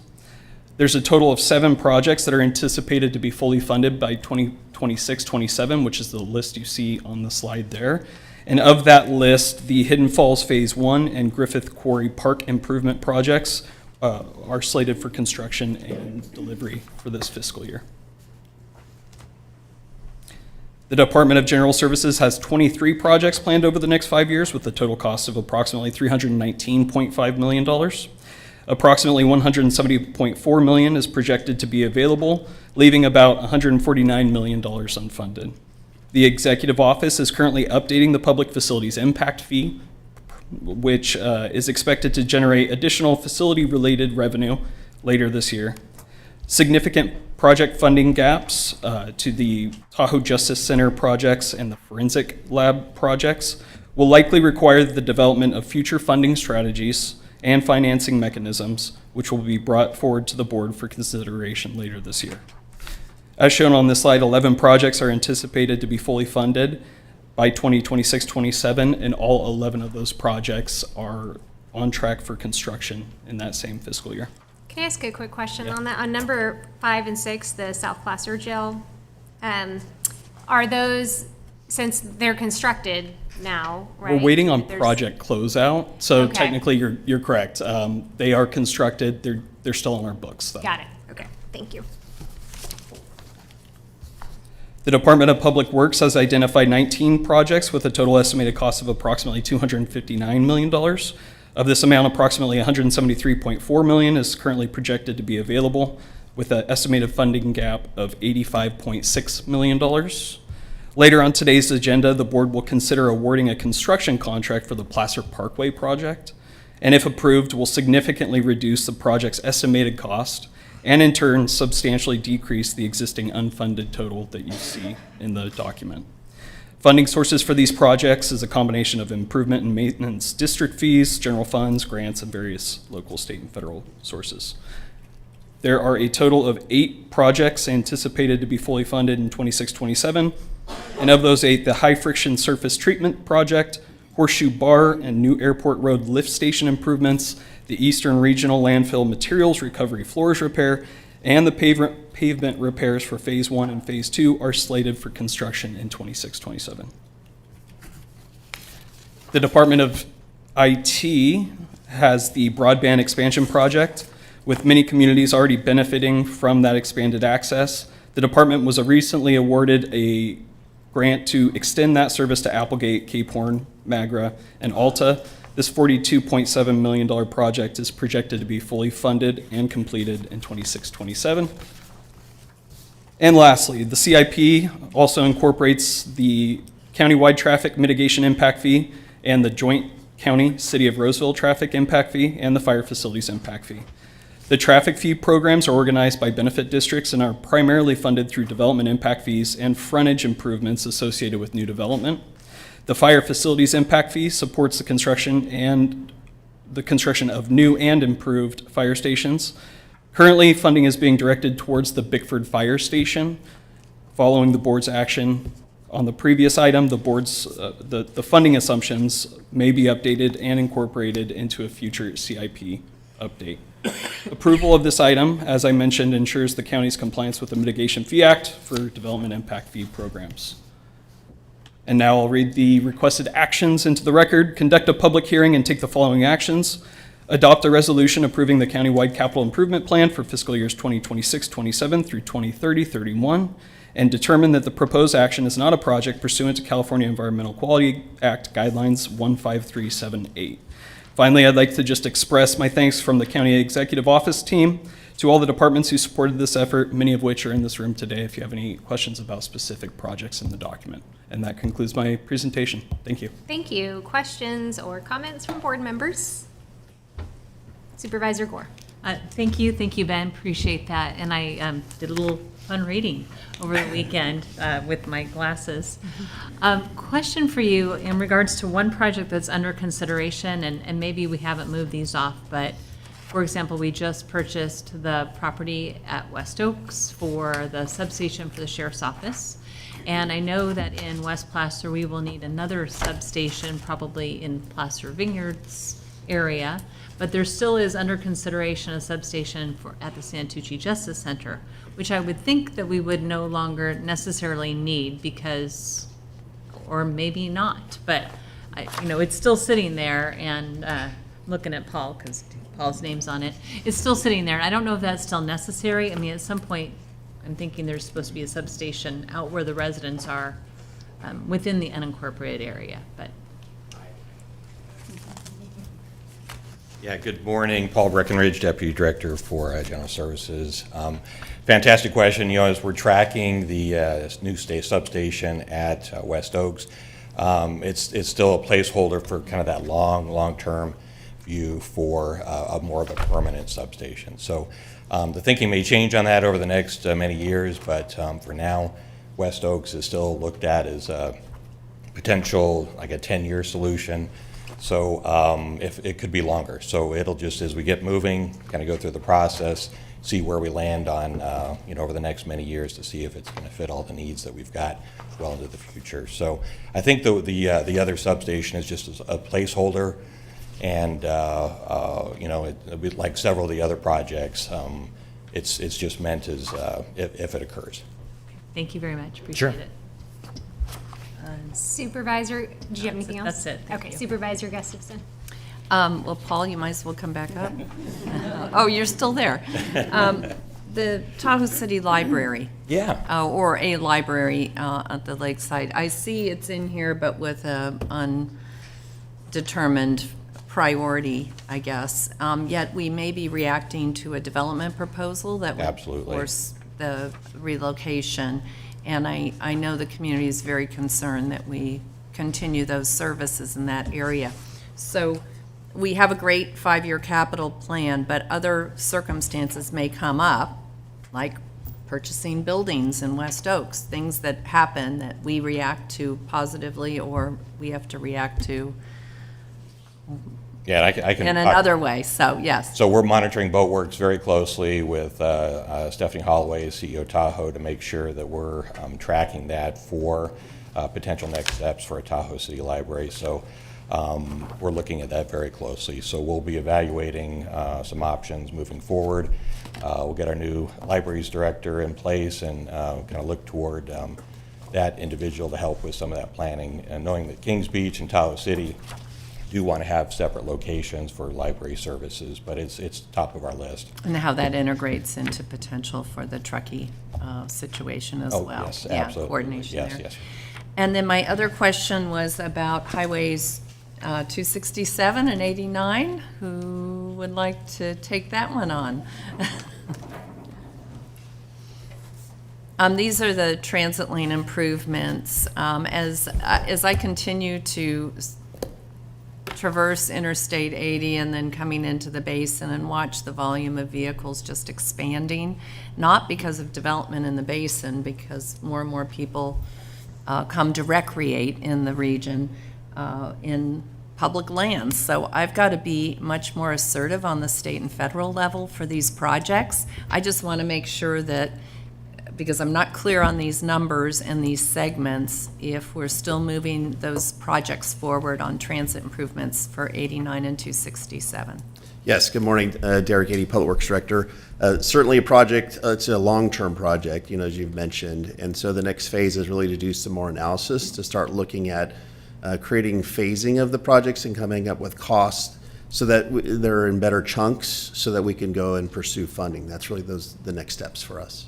That's great. I do think that there's, with the amount of development that I'm seeing out of Washoe County, Nevada, and thousands of new homes within a 30-minute drive of the Tahoe Basin through 89 and/or 267, we've got to be talking to our counterparts in Nevada about how we develop a system that mitigates for that traffic. I know our residents get very frustrated and think it's because of all this new development we've done in Placer County, and I'm 40 years, 50 years waiting for a new hotel somewhere in the basin. So, you know, really this is about the demand on the region for outdoor recreation and how do we mitigate that. So I want the tools to be able to lobby effectively as soon as I can get them. It's my plea to you. Because we can't do it on our own, and nor should we. We don't have the kind of fee generation that would get us there. It really is these outside areas coming in.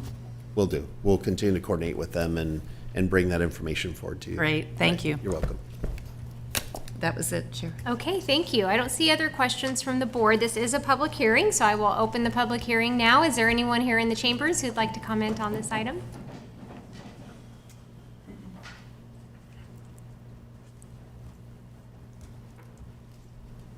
Hi, I'm Patty Knifer. I'm glad I stayed.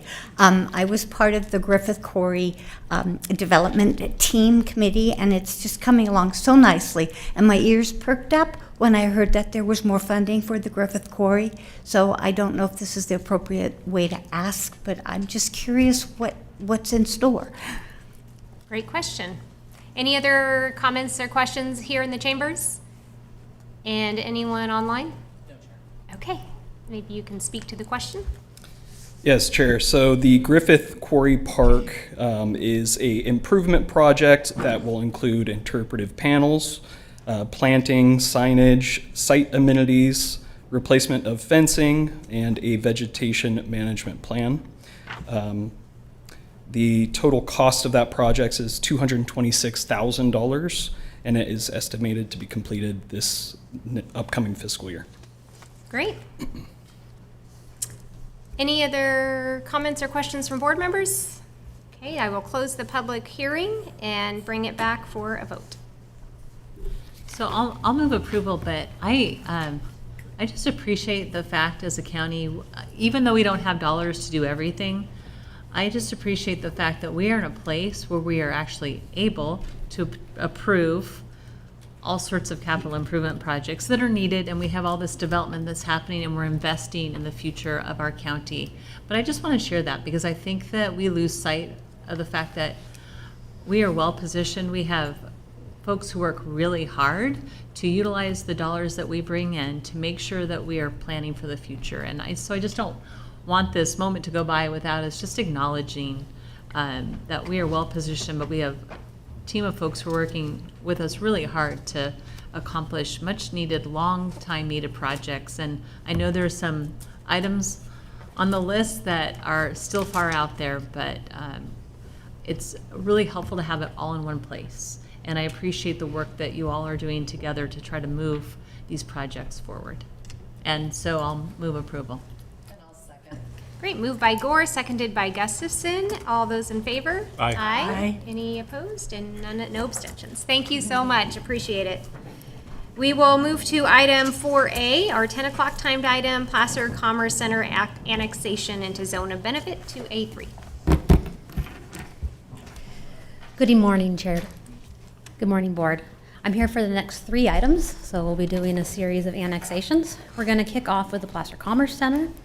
This property, or these properties, are located west of Industrial Avenue and south of Athens Avenue in West Placer.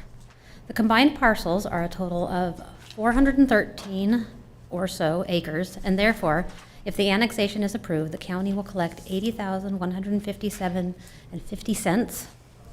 Staff supports this request for this annexation, and in order to move forward, we request that your board take the following actions. Number 1, we conduct a public hearing to consider all protests, if any, to the annexation of the Placer Commerce Center properties located west of Industrial Avenue and south of Athens Avenue in West Placer. The APNs are 017-063-084-000, Then there's 017-063-085-000, 017-063-086-000, 017-063-087-000, and finally 017-063-088-000. And we are annexing these into the boundaries of Zone of Benefit 2A3 Sunset Whitney to provide sewer service and determine whether written protests to the annexation have been received from a majority of the property owners who own more than 50% of the assessed value of all taxable properties in the proposed zone. Whew. Number 2, adopt a resolution annexing the Placer Commerce Center properties, APNs 017-063-084-000, 017-063-085-000, 017-063-086-000, 017-063-087-000, and 017-063-088-000 into Zone of Benefit 2A3 Sunset Whitney for sewer service. And finally, Action 3 is to determine the proposed actions are exempt from environmental review pursuant to CEQA Guidelines Section 15319. And if there's any questions, I'd be happy to address them. Great, thank you. Questions or comments from board members? This is also a public hearing, so I will go ahead and open up the public hearing. Is there anyone in here who would like to comment on this item? And anyone online? All right, I will close the public hearing and have the clerk read the protests. We did not receive a majority protest on this item. I just have one question. Yes. Clayton, did she get all the zeros right? Yes, twice, actually. Okay, great. And I Good have job. asked many times if I have to read them all, and I do. So, Okay, unless there, then I'm happy to go ahead and move approval of the item. Second. Moved by Gore, seconded by DiMattei. All those in favor? Aye. Any opposed? And no abstentions. Thank you so much. We will now move to item 5A, our 10:05 timed item. all right, so we are now on to the next annexation, which is for the ranch, phases 1 through 3. As stated in the board memo, we're requesting the board annex the properties into the boundaries of County Service Area 28, Zone of Benefit 173 Dry Creek. These properties are located east of Cookriello Road and south of Vineyards Road in West Placer. The proposed subdivisions, phases 1 through 3, contain 178 proposed equivalent dwelling units, and therefore, if the annexation is approved, the county will collect $615,168. I'll now read the actions very carefully again. Action 1, conduct a public hearing to consider all protests, if any, to the annexation of the ranch, phases 1 through 3 properties, located east of Cookriello Road and south of Vineyard Road in West Placer. Portions of APNs 474-080-004-000, 474-080-005-000, 474-080-006-000, 474-080-007-000, 478-080-019-000, and 474-080-020-000, into the boundaries of Zone of Benefit 173 Dry Creek to provide sewer service and determine whether written protests to the annexation have been received from a majority of property owners who own more than 50% of the assessed value of all taxable property in the proposed zone. Action 2, adopt a resolution annexing the ranch phases 1 through 3 properties portion of APNs 474-080-004-000, 474-080-005-000, 474-080-006-000, 474-080-007-000, 474-080-019-000, and 474-080-020-000, into Zone of Benefit 173 Dry Creek for sewer service. And Action 3 is to determine the proposed actions are exempt from environmental review pursuant to CEQA Guidelines Section 15319. Wonderful. Those are the most beautifully read numbers I've ever heard. Any questions, Supervisor DiMattei? Oh, sorry. Okay. Anyone? Oh, this is also a public hearing. I will open the public hearing. Anyone in here who would like to comment on this item? Anyone online? No, Chair. All right, I will now close the public hearing And have the clerk announce the protests. We did not receive a majority protest for this item. All right, thank you. I will now bring it back to the board for a vote. I'll move approval. I'll second. Moved by Dean Matei, seconded by Supervisor Gustafson. All those in favor? Aye. Aye. And none opposed and no abstentions. Thank you so much. And one more, item 6A. So this item is for the Maher property, a single APN. This parcel is located south of Horseshoe Bar Road and east of Auburn Folsom Road in Loomis. The APN is 036085-036-000, and it consists of 6.137 acres. If the annexation is approved, the county will collect $27,248.28. Staff supports this request, and in order to move forward, we request your board take the following action. 1. Conduct a public hearing to consider annexation of the property of Christopher and Lindsay Mayer, located south of Horseshoe Bar Road and east of Auburn Folsom Road in Loomis, APN 036-085-036-000, into the boundaries of Sewer Maintenance District 3, Horseshoe Bar, to provide sewer service, and any objections to the proposed annexation. Action 2. Adopt a resolution annexing the Mayer property, APN 036-085-036-000, into the boundaries of Sewer Maintenance District 3, Horseshoe Bar, for sewer service. And Action 3 is to determine the proposed actions are exempt from environmental review pursuant to CEQA Guidelines Section 15319. Thank you. Any questions or comments from board members? This is a public hearing, so I will open the public hearing. Is there anyone here in the chambers who'd like to comment on this item? Anyone online? I will close the public hearing and bring it back to the board. I'll move approval. Moved by Jones, seconded by Dean Matei. All those in favor? Aye. Aye. Any opposed? And no abstentions. Thank you so much. Thank you. And we will now move to our 10:15 timed item, number 7A, Placer Parkway Phase 1 project.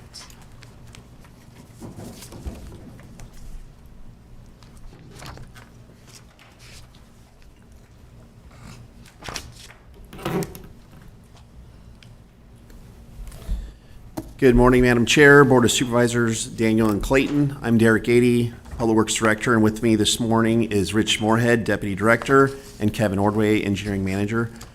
After over 25 years of hard work and regional coordination, we are pleased to bring the first phase of Placer Parkway forward for your consideration to approve and award the construction project.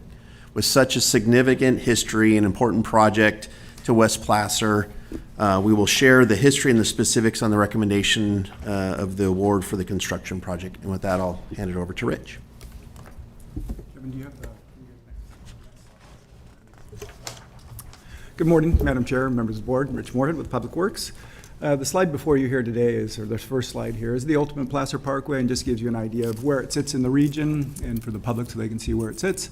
But it's ultimately a high-speed transportation facility that's a parallel facility to Interstate 80, Highway 65 there on the right, at the Whitney Ranch interchange is the dot, and on the west at 99, west on 99 at Sankey Road.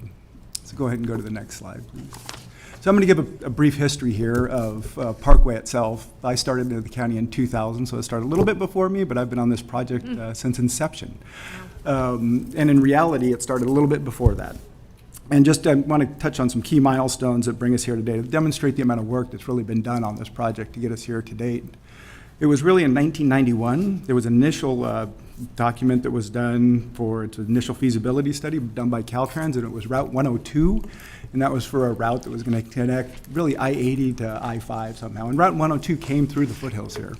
And for several years after that, there were a bunch of subsequent studies that were done. And then in 1999, in 1999, the Policy Advisory Committee for Placer Parkway Interconnect Study, conceptual plan, voted to have a PCTPA and SACOG take on a route adoption study to be conducted. And it narrowed down the piece where it sits today between 65 and 99 to be that parallel facility. I just kind of wanted to, this image here today, it just kind of puts in perspective where we were in 1999, right? There's no Thunder Valley Casino. Rockland is starting to build out and come over that way. You can see the old Formica plant kind of in the center of the building there. And Roseville, you really don't see any development on the north side of Roseville. And I was just curious, using my Google brain here, what was happening in 1999, and we were getting ready for Y2K. That's how long ago this route adoption study started. So put that in perspective when everyone's out looking for generators, right? Next slide, please. So over the next several years, next 10 years, there was a lot of work done and a lot of project planning done. And there were 5 different corridors that were looked at during that process. Again, off to the right top of this slide is the Whitney Ranch interchange location. And all of the 5 corridors started there. There were a couple that landed at Sankey Road on 99, and then I think 3 of them came down. The other 3 came down and tied in at Riego Road at 99. Ultimately, Alternative 5 was chosen and selected as the corridor. It's 500, all of them were 500 feet on kind of the east and west side, 1,000 feet in the middle parts of it, and the roadway would align inside of that corridor. And during that time, so in 2009, as the project was defined and the costs were defined, there needed to be a funding program for the project. And there was the Tier 2 development fee program put in place by Sparta at that time. That's a DA fee, and it's on new growth areas. For Lincoln, it's the villages essentially up around Lincoln. For Roseville, it's all the growth in the west area. For us, it's Regional University, Placer Vineyards, and was Placer Ranch, but Placer One now. Rockland really didn't have any new growth areas. A lot of their land use was already entitled, and they were moving forward. They didn't have that big new growth stuff happening in there, but their contribution was the partial interchange that is constructed and sitting there today. All right, next slide, please. So that brings us to 2012-ish, when the county then took on the project from that point after the corridor was defined and got into more detail as far as phase 1 project itself goes. So in 2012, we did a PSR PDS, Project Study Report, Project Development Study, and that's a Caltrans level document. And it's really when you're working on their facilities, you have to do documents in their format, look at the interchange, how things are going to tie in, all that stuff. And then in 2015, we brought forward a mitigated neg deck for the board to certify. That was the environmental document that covered phase 1. And then in addition, in 2019, the Sunset Area Plan and the Placer Range Specific Plan EIRs contained Placer Parkway in it as well. And this image is from, I think it's 2016, if I recall. But let's see. Yeah, 2015. But it's really about 16 years after that initial image that was up there from 2019. You can see the amount of development that's occurred. The Whitney Ranch interchange had begun. You can see it up there a little bit on the side of the freeway starting, but you can see the amount of development that's occurred in Rockland and in Roseville as well. Okay, next slide. These images, I think, tell a story, too, that's important. And these were done out of a Sparta study that was done a few years back. And as part of that analysis, we looked at what the roadway network would look like with Parkway and without Parkway under this 2040 condition. And red being bad, green being good, and the levels in between. So it's level of service F to A. So if you look at that no-build scenario, it really shows how impactful it is without Parkway to our regional roadway networks, to all of us, Sutter County and Placer County as well. And then the one with the planned improvements in place, you can see that our roadways operate well, and that's carrying a lot of the regional traffic through the area. So it's an extremely important regional transportation system, obviously for the county and the region. Next slide, please. So for Placer Parkway Phase 1, I'm going to cover this slide at a high level, and then I'll turn it over to Kevin for the details of what we're here today. But that bottom right image there, that's the existing Whitney Ranch interchange. It's a partial interchange. That's the one they constructed. It has a 3-lane structure across it, and we're going to be expanding on that and build it out. So the image in the center, the big image there, that's what Parkway will look like when it's constructed, essentially. It'll look like the Sunset interchange. It's very similar to that design overall. And if you look out towards the west, you can see we have a new bridge that's going to go over the railroad tracks and Industrial Boulevard. That's that white structure out there. And it connects to Foothills Boulevard North. In addition, it's bringing in, with our partners from PCWA, we're bringing in a water line that will help serve all the future growth out in this part of the county. And we anticipate, construction will begin here in 2016, and we expect it to be about a 2-year construction season, so we should complete it in 2028. And with that, I'll turn it over to Kevin for the rest of the presentation. Good morning. Thank you. As Rich said, my name is Kevin Ordway. I'm an engineering manager with the Department of Public Works. And before I go too far, As Rich said, we've been working on this project for 26 years, and in that time, we've really had 2 project managers in the Department of Public Works that have led that. So Rich took the beginning, and he led it through the preliminary design and the environmental document, and when it was approved in 2015, he moved to an advisory and oversight role, and from there, he handed the reins to Jeff Apps in our design division to complete the final design, the permitting, and ultimately Jeff's going to take it all the way through construction. And so for a project of this magnitude that lasts this long, it's rare to have that type of continuity in a public agency, and it just kind of highlights the dedication of our staff and also how good of a place Placer County is to work, that we have staff that continues to stay and work on these projects. On the screen here, I have an overview of what Placer Parkway will look like once it's completed. On the east side or the right side of the screen, you can see the fully functioning interchange, and that's the Whitney Ranch Parkway interchange today, and it's going to be the beginning of what Placer Parkway will be, and it extends west approximately 1.5 miles to where it intersects with Foothills Boulevard North. In the process of Parkway Phase 1, we had to get the design to a place where we knew what the limits of our improvements were going to be and what the impacts were, and then from there we had to go get our permits and meet with all of our regulatory agencies, and then also mitigate any impacts that we had. Having the Placer County Conservation Program was instrumental in us being able to accomplish this.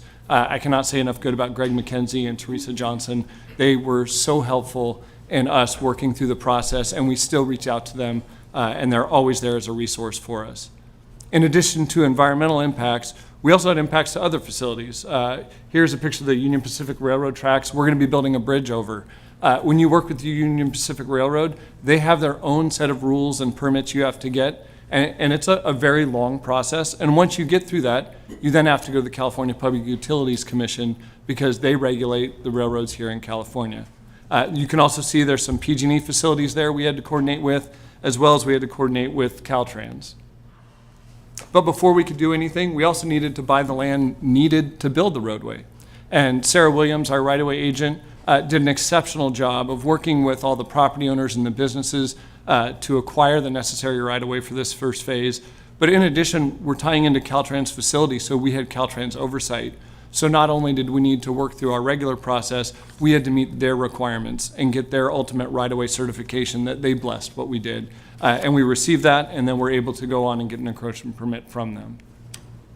Speaking of Caltrans, coordinating with them for the completion of the Whitney Ranch Parkway interchange, that was a project in and of itself. When you work on Caltrans facilities, as Rich mentioned, you have to come in and get their permission. They provide a second level of eyes to everything we do, and then they want to make sure the facility is something they're willing to accept and own, because they will, and they will operate and maintain it. In addition, we had to update our freeway maintenance agreement, which is a process, as we describe, each agency's responsibility for maintenance of the future interchange once it's completed. Rich mentioned the new bridge over Industrial Avenue and the Union Pacific Railroad, and this is a picture of kind of what it's going to look like here on the plans on the left. But we're basically picking the roadway up over the existing railroad tracks, and in doing that, we had to accommodate not only the future railroad capacity and their needs, but also Industrial Avenue. We build bridges to last 100 years. So we had to look and see what's Industrial Avenue going to be 50 years, 100 years from now, and make sure we had enough room for that. So we ended up with about a 300-foot long bridge that's over 30 feet high in the air. And if you've ever been out there, it's flat. So as we raise this up in the air, you can see in that picture there's some power lines, and they're not, well, there are some regular distribution lines that provide energy to customers, but those are also high voltage transmission lines.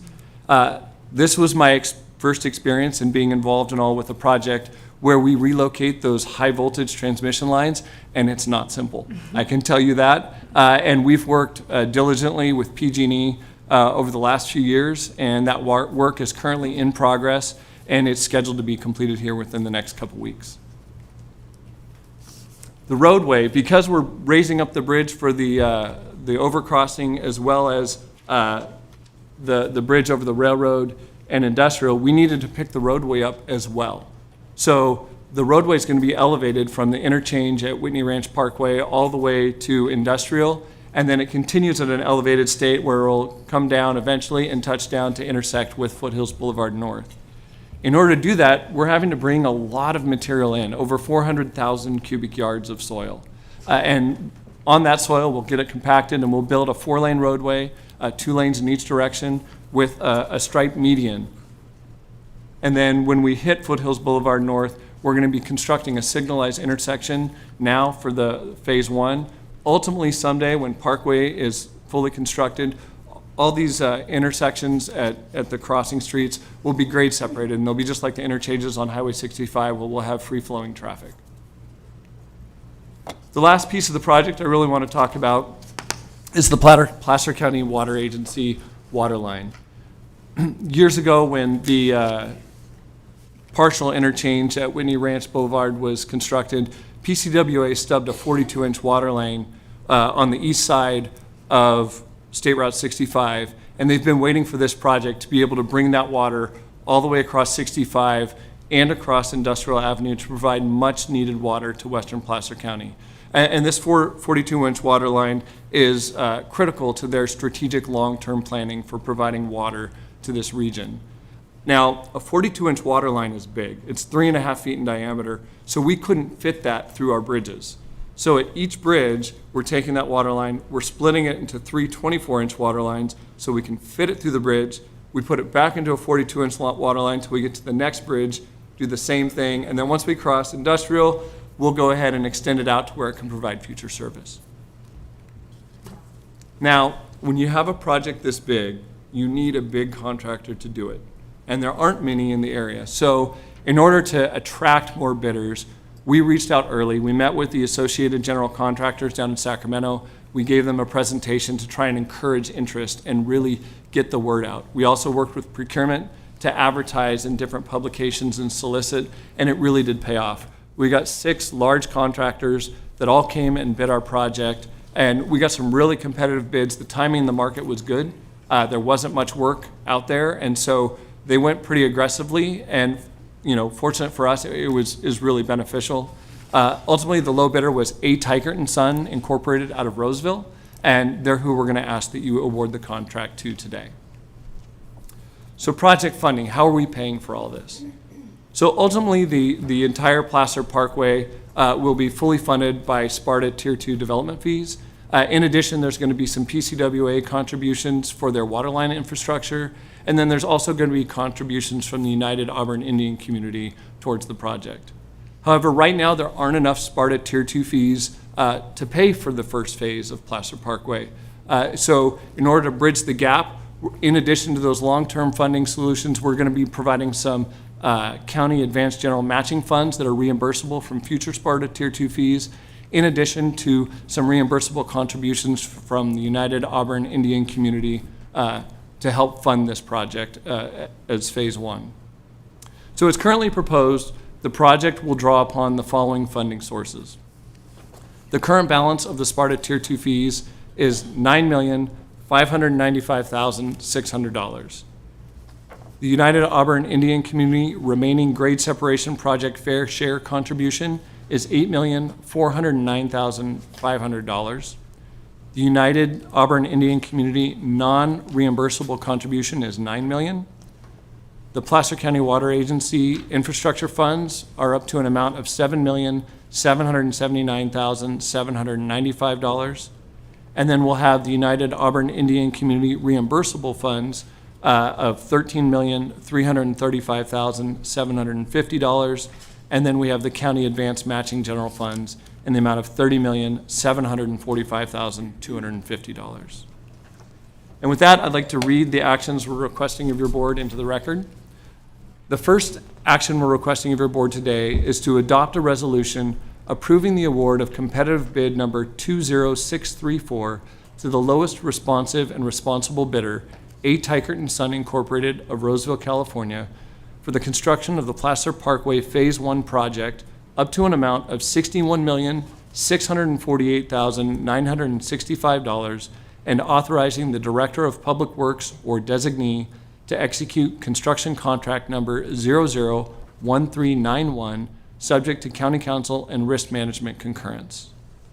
The second action we're requesting is that you authorize the Director of Public Works or designee to execute necessary change orders in an amount not to exceed $210,000, consistent with Public Contract Code Section 20142 and Placer County Procurement Policy Manual.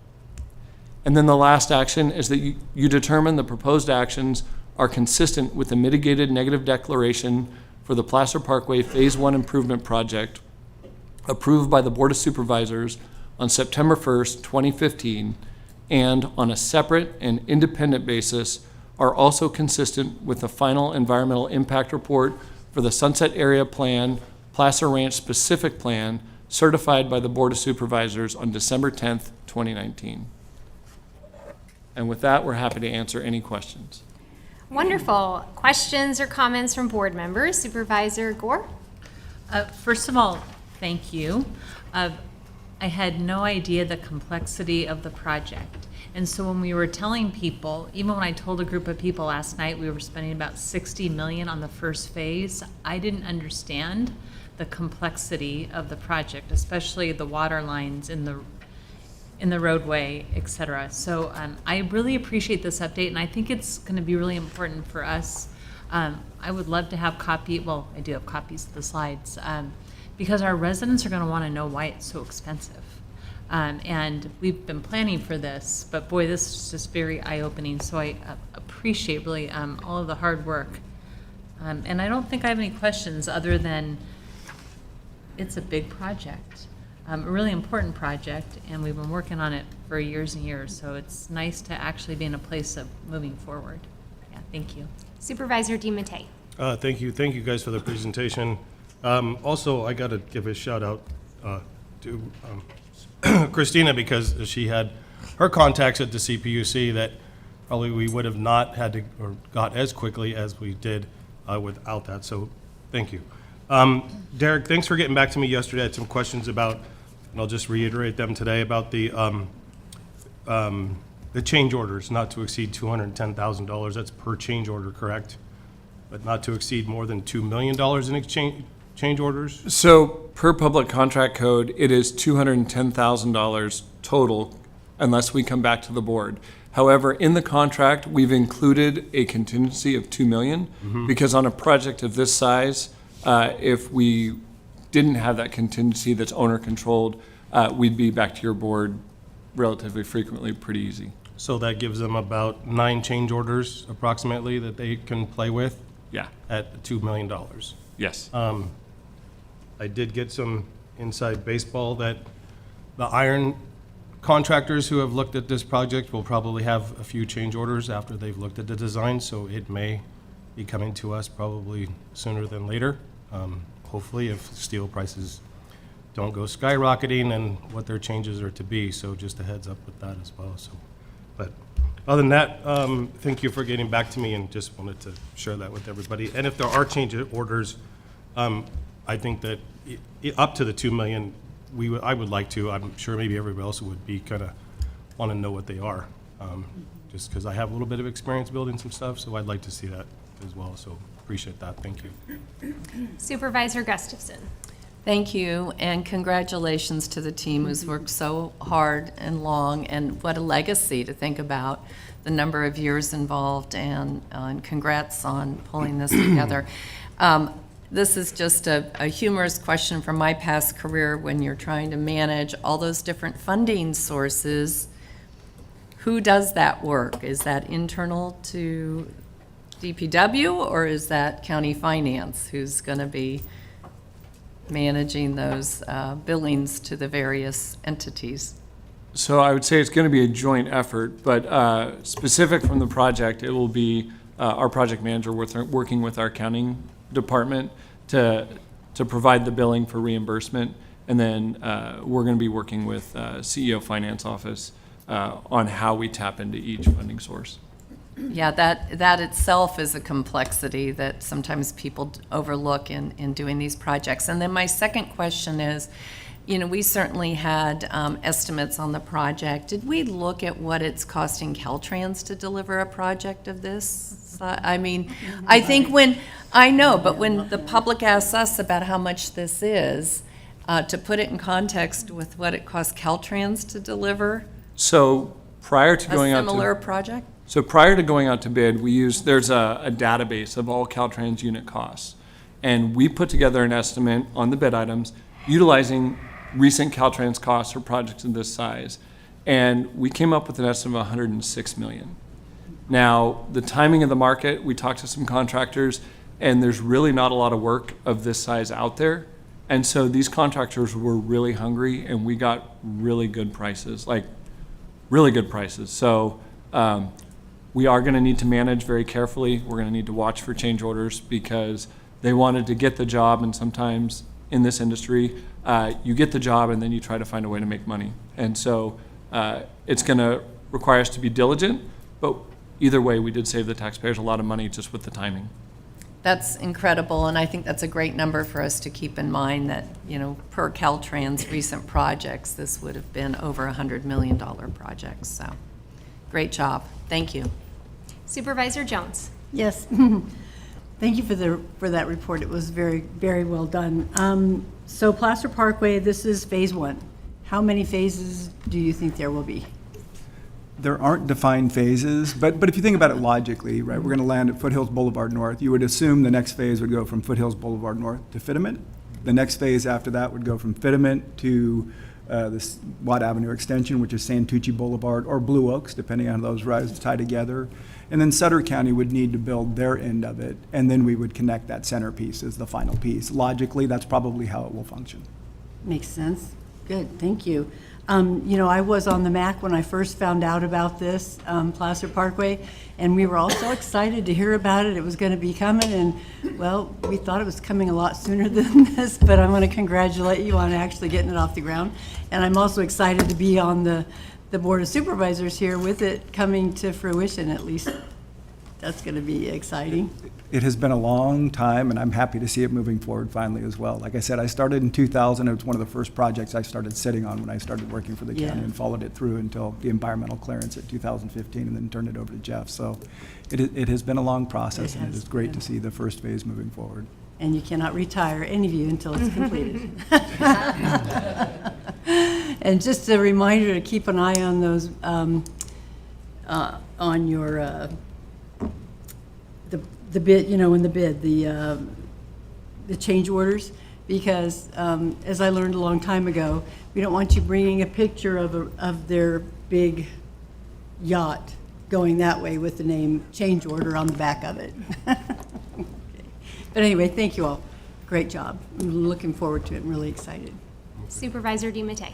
Thank you, Chair. One other question. This is eventually going to tie in off of Riego Road onto 99, and that overpass has already been put in probably 10 years ago. Was that put in by Caltrans? It ties in at Sankey Road. Oh, One of the alternatives, they did look at 3 alternatives that would have tied in at Riego Road. They looked at two alternatives were at Sankey, 3 were at Riego. The one that was chosen was that most northern alternative, and it ties in at Sankey Road. Oh. But that interchange was put in. There was some Caltrans, from my understanding, some Caltrans funding, but there was some money that was fronted from, I think, the developer that is moving forward out there. And there was some other funds that came through the state to Sutter County that constructed that interchange. So at Sankey, there's a stoplight? No, it's just there's nothing there. It's either a signal or nothing. You're right. It's one of those two. But ultimately, yeah, you would have to build an interchange there, just like the entire roadway. And like Kevin was saying, ultimately at Fitiment, Foothills, and this Blue Oaks or Santucci Boulevard extension, there'll be interchanges there as well. It'll look just like 65 when it's fully complete. It's a grade separated with no signals or anything on it. And if you remember 65 at Sunset, we used to have a signal there. At Blue Oaks at a stoplight. Yeah, For a long time. right, yeah. So those get changed out as time moves on and you tie interchanges in.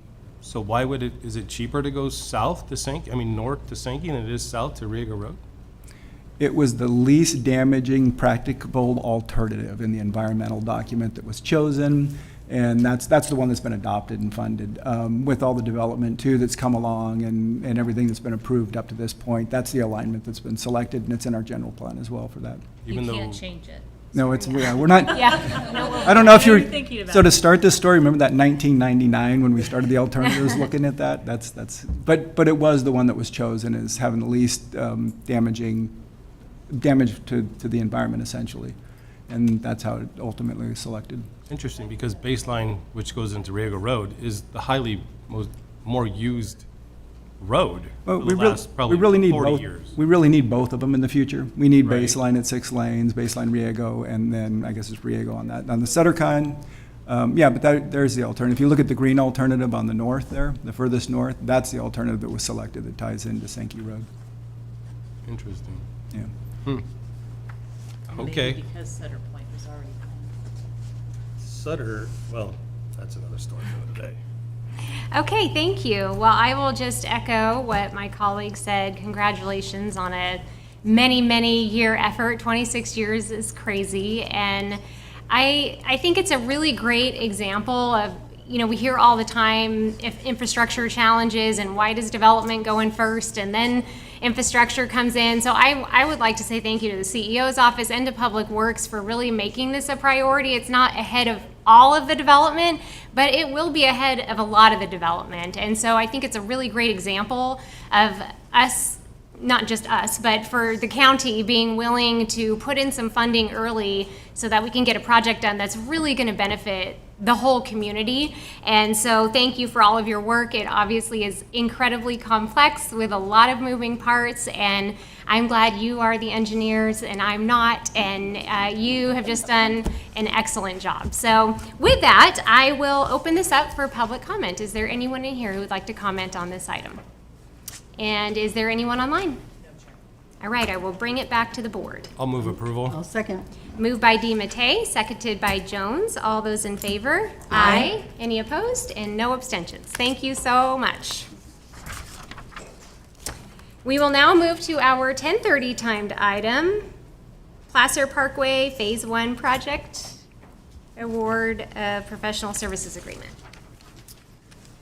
Good morning, Madam Chair, members of the board. Jeff Apps, Public Works. I'm the Placer Parkway Project Manager for the last 11 years, so I'm very excited to finally see this go. So today,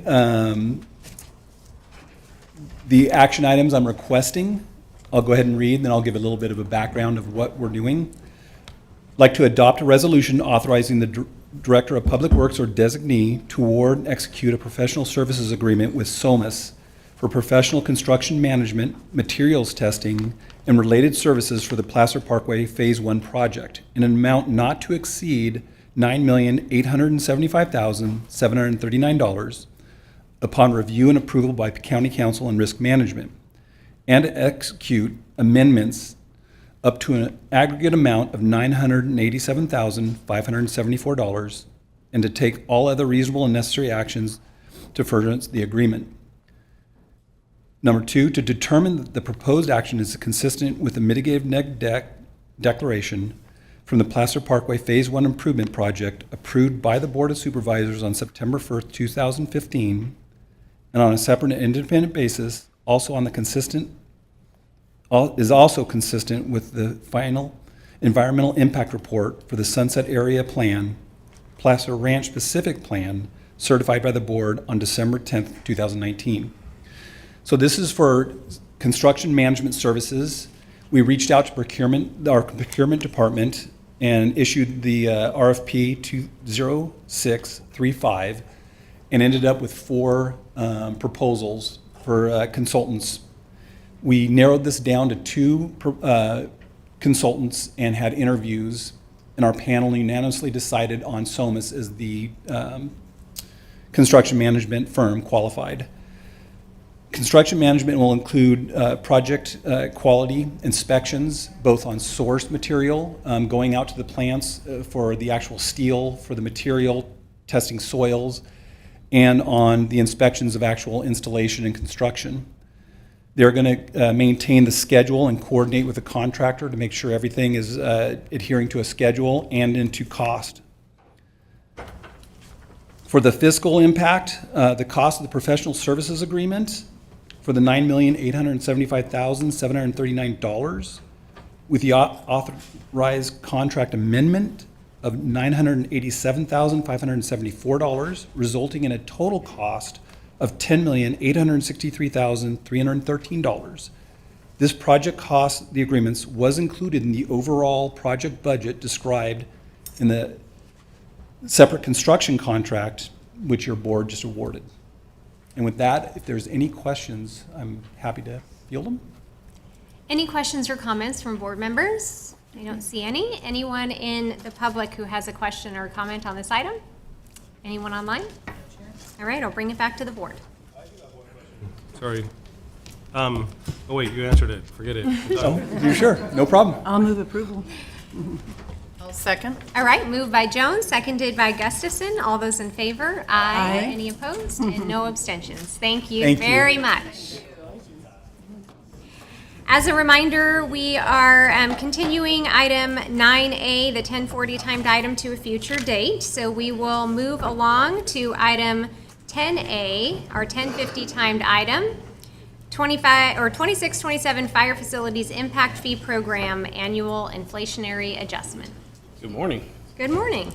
Good morning, Chair, members of the board. I'm Greg Bills, analyst here in the CEO office.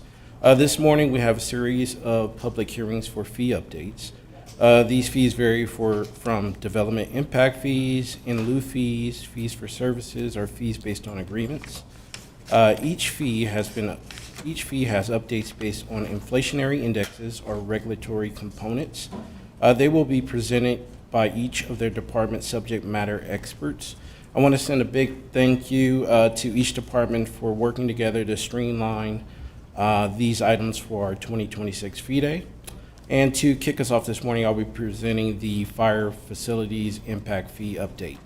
The annual proposed for fiscal year 26-27 is 1.10%. The actions requested today is one, to conduct a public hearing, to adopt a resolution approving the fiscal year 26-27 Fire Facilities Impact Fee Program, annual inflationary adjustment of 1.10% to the fee.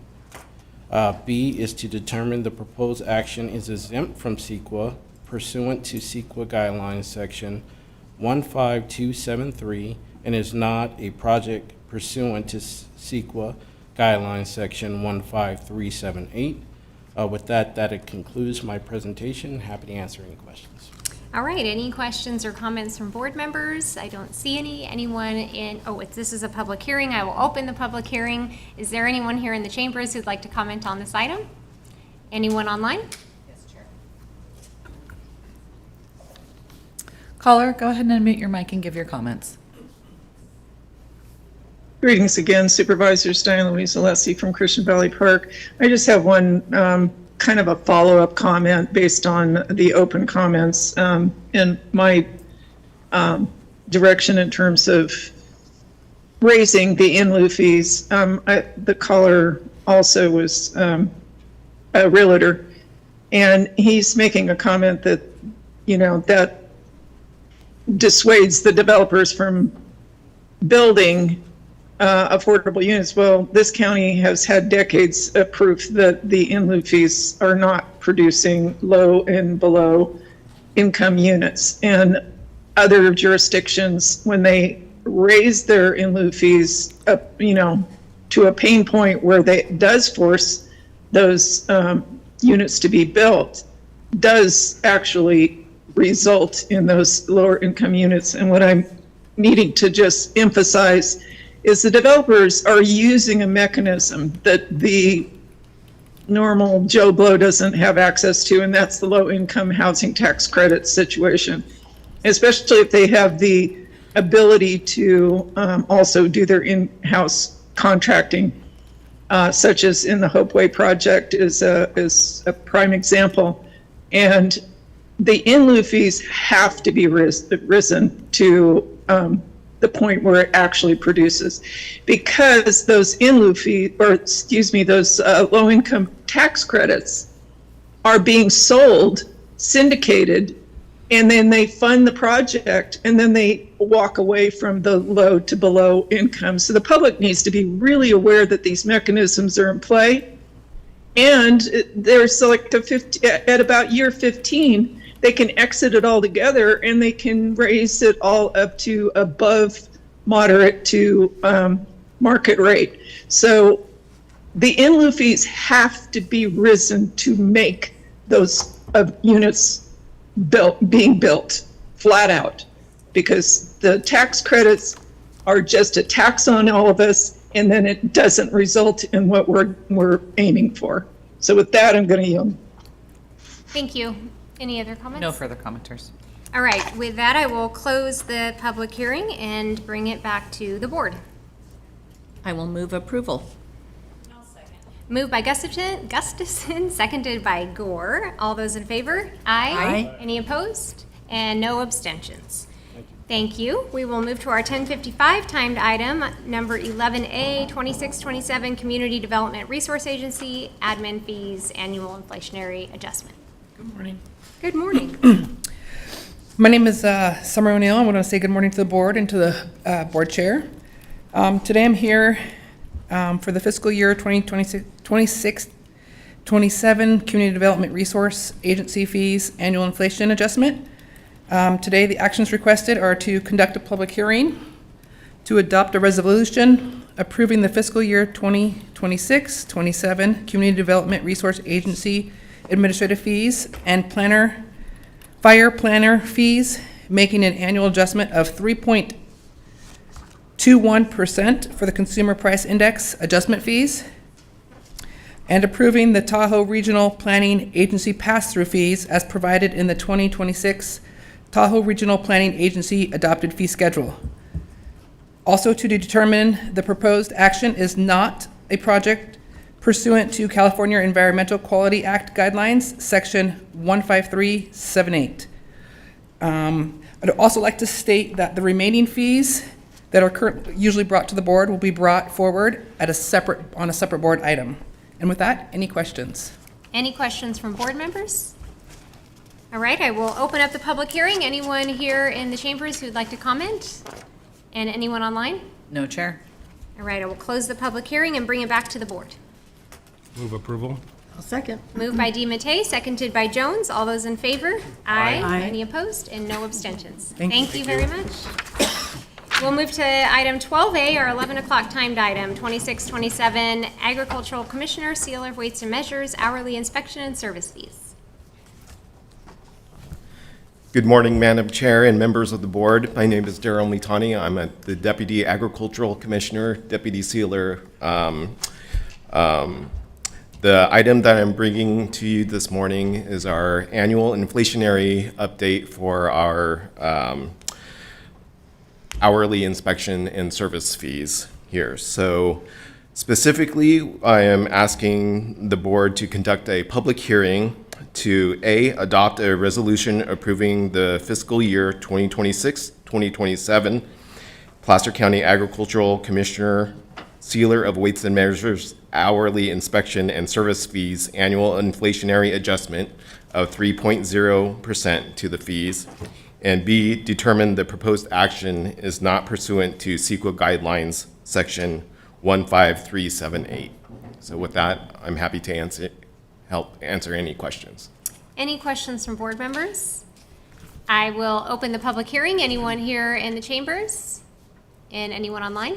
No, Chair. I will close the public hearing and bring it back to the board. I'll move approval. I'll second. Moved by DiMattei, seconded by Jones. All those in favor? Aye. Aye. None opposed, and no abstentions. Thank you. Thanks, Daryl. We'll move to item 13A, 1105 timed item, 2627, Parks and Recreations Facilities Impact Fee and Quimby Act Fee Annual Inflationary Adjustment. Good morning, Good morning. Madam Chair, members of the board. I'm Sean Johnson with Placer County Parks, Trails, and Open Space. We have two fees that are going for their inflationary update today. The first is the AB 1600, also known as a facility fee. We charge this at building permit issuance. And then we also have the Quimby fee, which is a product of the Subdivision Map Act that is charged at the time of final map recording. The AB 1600 fee is based on the State of California's Department of Industrial Relations CPI and is proposed to increase 3.21%. And the Quimby fee, which is reflecting the change in the U.S. Bureau of Labor Statistics CPI for urban wage earners, clerical workers, San Francisco, Oakland, is proposed to increase 3.1%. And so I will bring the following action items. 1, adopt a resolution approving the fiscal year 26-27 Placer County Parks and Recreation Facility Impact Fee Annual Inflationary Adjustment of 3.21% to the fee. 2, adopt a resolution approving the fiscal year 26-27 Placer County Parks and Recreation Facility Quimby Act Fee Annual Inflationary Adjustment of 3.10% to the fee. And 3, determine the proposed actions are exempt from environmental review pursuant to CEQA Guidelines Section 15273 and alternatively are not projects pursuant to CEQA Guidelines Section 15378.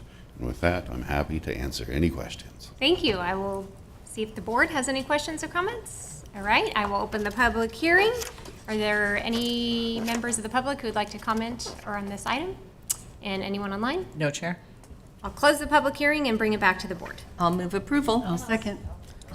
Moved by Gustafson, seconded by Jones. All those in favor? Aye. Aye. Any opposed? And no abstentions. Thank you very much. All right, item 14A, or 1110 timed item, 2627 Placer Vineyard Specific Plan Fee Program. Good morning, Chair and board members. Sue Compton, Senior Management Analyst with the County Executive Office. This item is to hold a public hearing to approve the fiscal year 26-27 Placer Vineyard Specific Plan Area Fee Program Annual Adjustment. The Placer Vineyards Development Group prepared the fee program and the board originally approved it in 2020. County code requires this fee be adjusted annually.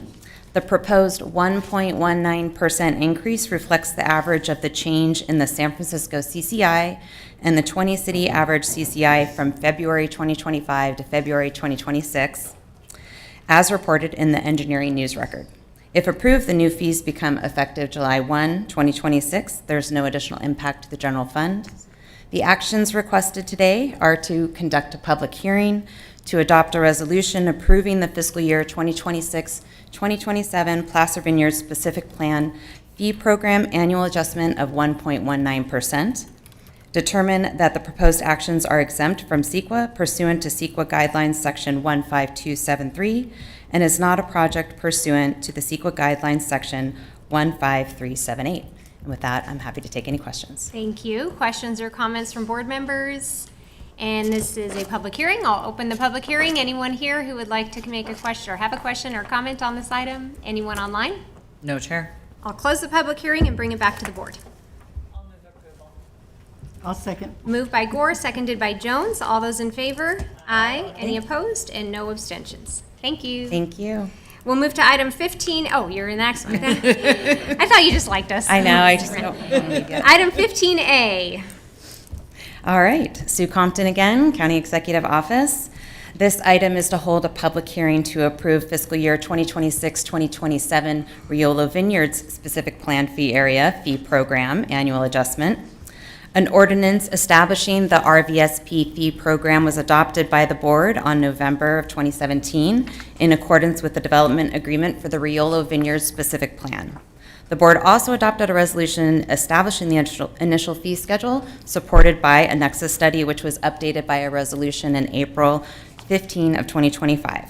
County code requires this fee be adjusted annually. The proposed 1.19% increase reflects the average change of the San Francisco CCI and the 20-city average CCI from February 2025 to February 2026, as reported in the engineering news record. If approved, the new fee becomes effective July 1, 2026. There is no additional impact to the general fund. The actions requested today are to conduct a public hearing, to adopt a resolution approving the fiscal year 2026-2027 Riolo Vineyards Specific Plan Fee Program Annual Adjustment of 1.19%, and determine the proposed actions are exempt from CEQA pursuant to CEQA Guidelines Section 15273, and is not a project pursuant to the CEQA Guidelines Section 15378. Happy to answer any questions. Thank you. Any questions from board members? And I will open the public hearing. Is there anyone here who would like to make a comment on this item? Anyone online? No, Chair. Close the public hearing and bring it back to the board. I'll move approval. Moved by Jones, seconded by Gore. All those in favor? Aye. Any opposed? And no abstentions. Thank you very much. We'll move to item 16A, 26-27 affordable housing fee and employee accommodation fee programs, annual inflationary adjustment. Good morning, Chair Landon, Board of Supervisors, County Executive Officer, County Council, Darius Brown, Housing Specialist, Economic Development Housing Division. Today we are presenting the 2026-27 Affordable Housing Fee and Employee Accommodation Fee Programs Annual Inflationary Adjustment. Actions requested this morning are to conduct a public hearing, A, adopt a resolution approving the fiscal year 2026-2027 Affordable Housing Fee and Employee Accommodation Fee Programs annual inflationary adjustment of 4.2% to the fees, and B, determine the proposed action is exempt from environmental review pursuant to California Environmental Quality Act Guideline Section 15273, and is not a project pursuant to CEQA Guideline Section 15378. The annual fee adjustments for affordable housing and employee accommodation will be using the Building Cost Index 20 City Average published by the Engineering News Record from January 2025 to January 2026. This increases 4.2% to the fees, and the change is going from $2.73 to $2.84 for next fiscal year. I'm here for any questions. Thank you. Any questions or comments from board members? I will open the public hearing. Is there someone here who would like to make a comment on this item? Good afternoon, Chair Landon, members of the Board of Supervisors, Jeff Short, North State Building Industry Association. I am not here to object to the raising of this fee through the typical inflationary adjustment. As you know, I've been sitting here quietly watching all of these fees get raised in this manner. We're generally supportive of this program, the inflationary adjustment program, because it allows the county, obviously, to have the surety that their funds are being collected commensurate with what you need to do with it, while giving us the stability to reasonably predict of what the fees will be without massive jumps every few years. I did want to comment on this one for two reasons. Despite that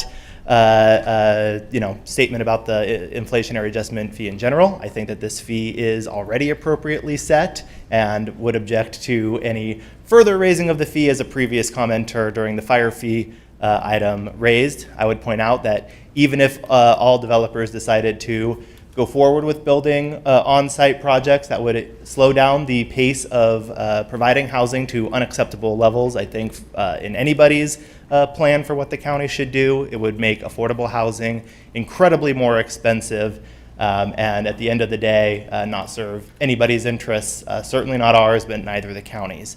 So as we continue with the discussion on this particular fee, ask that you keep that in mind, and ask that you not look to increase the cost of 90% of the homes by $35,000. Thank you. Thank you. Any other comments in here, and anyone online? No, Chair. All right, I will close the public hearing and bring it back to the board. I'll move approval. Moved by Gustafson, seconded by Gore. All those in favor? Aye. Any opposed? And no abstentions. Thank you. We'll move to item 17A, 26-27 Countywide Traffic Fee Capital Improvement Program Annual Inflationary Adjustment. All right, good morning, Madam Chair and board members. Phil Vashon with the Department of Public Works and the Transportation Division. Today to talk to you about the fiscal year 26-27 Countywide Traffic Fee Capital Improvement Program Annual Inflationary Adjustment. As you are aware, the fee program generates funding to mitigate the traffic demands of new development on county roadways. They apply to new land development projects, and these costs are apportioned to transportation infrastructure project costs included in each of the 11 traffic fee districts. In July of 1999, the board approved an ordinance to allow for annual adjustments to the traffic fees to account for changes in construction costs. The proposed 2.70% increase represents the change in the 20 city average CCI from March 2025 to March 2026, as obtained from the Engineering News Record, and would apply to the 11 fee districts.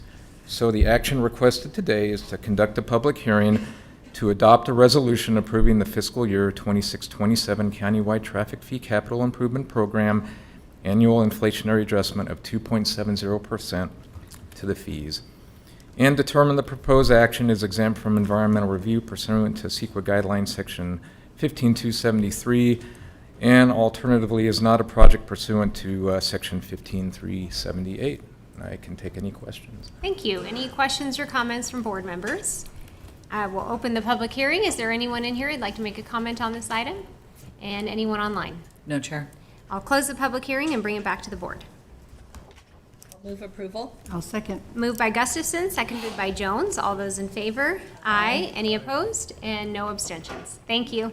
Thank you. We'll move to item 18A, 2627 Health and Human Services Fee Adjustments.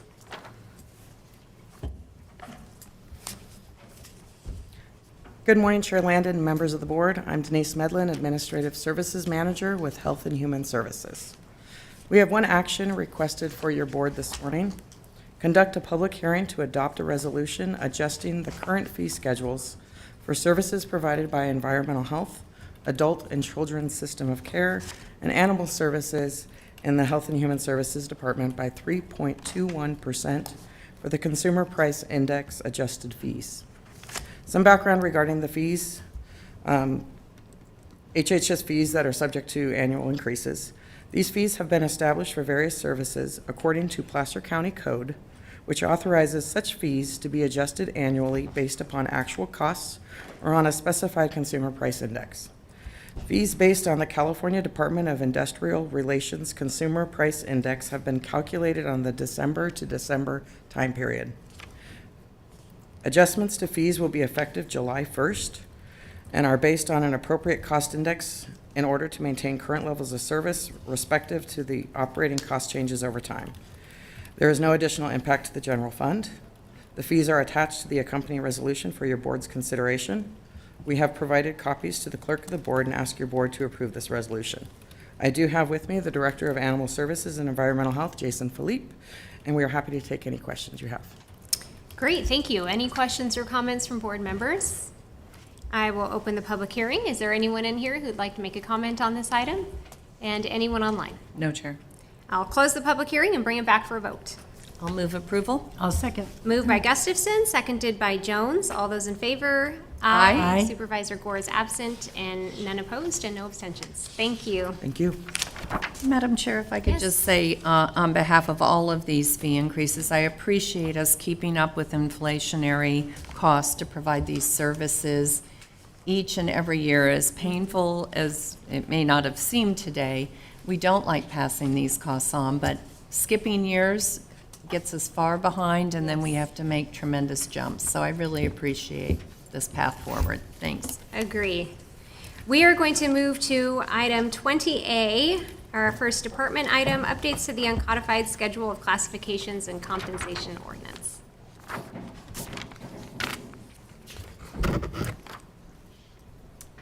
Good morning, Chair Landon, members of the board, Suzanne Holloway, HR Manager. The first item I have in front of you is kind of a mixed bag, if you will, of changes.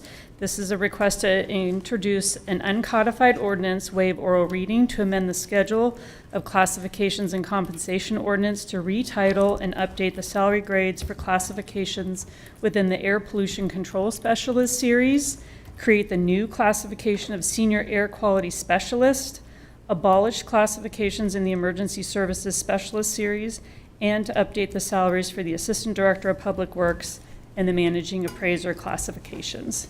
As you know, HR periodically will review our class specifications to ensure that they're up to date, the language is current, and that we're remaining competitive in the labor market. The first item for your consideration is on behalf of the Air Pollution Control District. This was at the request of the district director. We conducted a classification study of the entire Air Pollution Control Specialist series. That series hadn't been looked at in quite a while. There's been a lot of industry changes to that series. And what we found as a result of that study was that not only was a new advanced journey senior level position required to best meet the needs of the district, we also wanted to retitle the entire series. Right now it uses the title of Air Pollution Control Specialist. Air Quality Specialist seemed to be more modern, more aligned with the industry, and honestly a little bit more positive in nature than air pollution. So those were the two recommendations there. In addition, that whole series right now is in the general unit, and given the level of duties assigned, the educational requirements, it's also being further recommended that that whole series be moved into the professional unit. There's no cost associated with making that unit change. For the Emergency Services series, Emergency Services is housed under the County Executive's Office, and for the past several years, Human Resources has been working with the CEO's office to evaluate the positions within the Emergency Services Specialist series. A few years ago, it was determined that a more broad-based countywide classification structure might better meet the needs of the unit, and so we've been using that structure for the past several years. The staff services analyst, 1, 2, senior staff services analyst, and staff services manager have been in place for a while. At the time that we made that transition, it was requested that we kind of hang on to those specialized classifications, just given all the developments with forestry, health, and some other things that were happening out in the world. But at this time, in checking in with the Office of Emergency Services, it was determined that these positions haven't been utilized since 2022. There's no foreseeable need to use those obsolete classifications in the future, and the current structure using those countywide broader-based classifications is better meeting the county's needs. So therefore, as kind of a cleanup item, we're requesting that that series be abolished. The next two items are on behalf of the Director of Public Works and the Assessor's Office. The Public Works request, currently that department is structured with a department head, the director, an assistant director, and 3 deputy directors. Currently, that director is directly overseeing the 3 deputies and the assistant, and the department is in the process of realigning and reorganizing the department to better meet staffing needs, service needs for the department, and that sort of thing. What's going to happen in that case is that 1 or more of those deputy directors will be reporting to the assistant, which is typical of a lot of departments in the county and to be expected. As a result of that, there was some salary compaction identified. So what's before you today is a adjustment to the assistant director classification to maintain the 8% salary differential between a supervisor and its highest paid subordinate. Similar to that situation in the assessor's office, they have an appraiser series that's a managing appraiser, a supervising appraiser, seniors, and then like your journey and entry levels.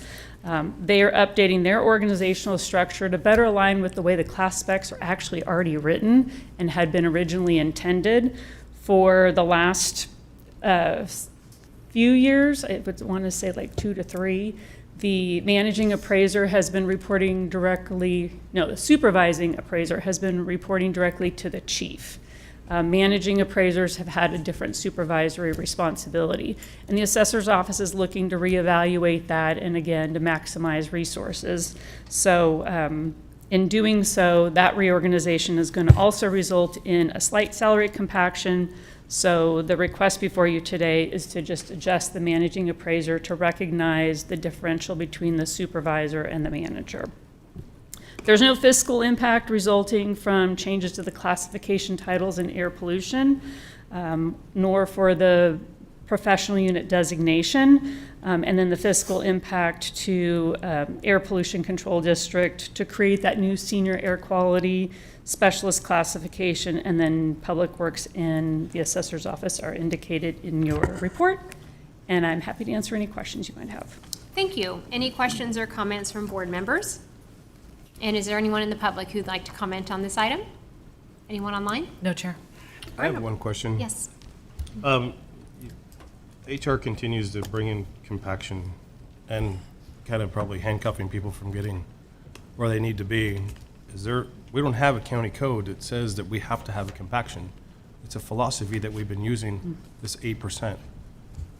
Why is it that we're using a philosophy and possibly losing people when it's not in code? We have to have a percentage between managers and supervisors or any other level of people. It just seems archaic. And I don't know who came up with this theory or why this philosophy is been in place, but it doesn't seem to be a good practice for business and to retain good people. Well, just to clarify the compaction term, what compaction means is when you have a classification and a subordinate.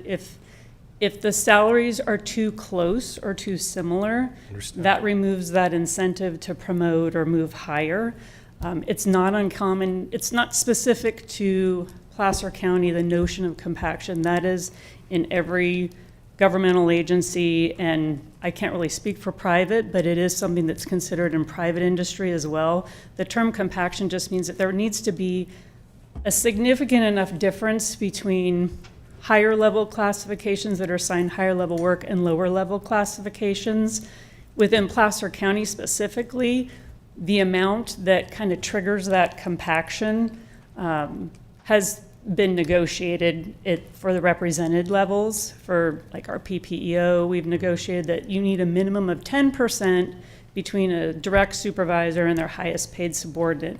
That incentivizes people to promote into the higher level classes. So it's really to the benefit of the employees to look at compaction. Otherwise, you could have classifications that are maybe 1 or 2% different, and that doesn't really differentiate that higher level work assigned. With regard to management classifications, because they aren't represented, that is something that was rolled into the county's compensation philosophy based on a analysis that we had done with a private consultant. Typically it's 10%. I am not sure why the 8% was landed on. It might have been salary savings, but it was significant enough that that was approved by the board to maintain that 8%. Because what we were finding before we identified that 8% is there might be a manager that was making only 5% above their highest paid subordinate. And we were experiencing recoupment and retention issues as a result of that. So really the compaction is an effort to generate interest in moving up and upper mobility. I'm not sure if that answers your question or not. It's probably deeper than that, but that's okay. It gets me to where I need to be. So thank you. Happy to discuss with you offline, too. Thank you. Supervisor Gustafson.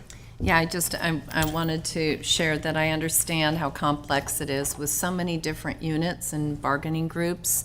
And when we adjust one, then we get these issues that are one-offs. And it goes to the whole idea that we need to provide the resources so we can get HR current on all these salary surveys. I know how many do we have that we're trying to get done.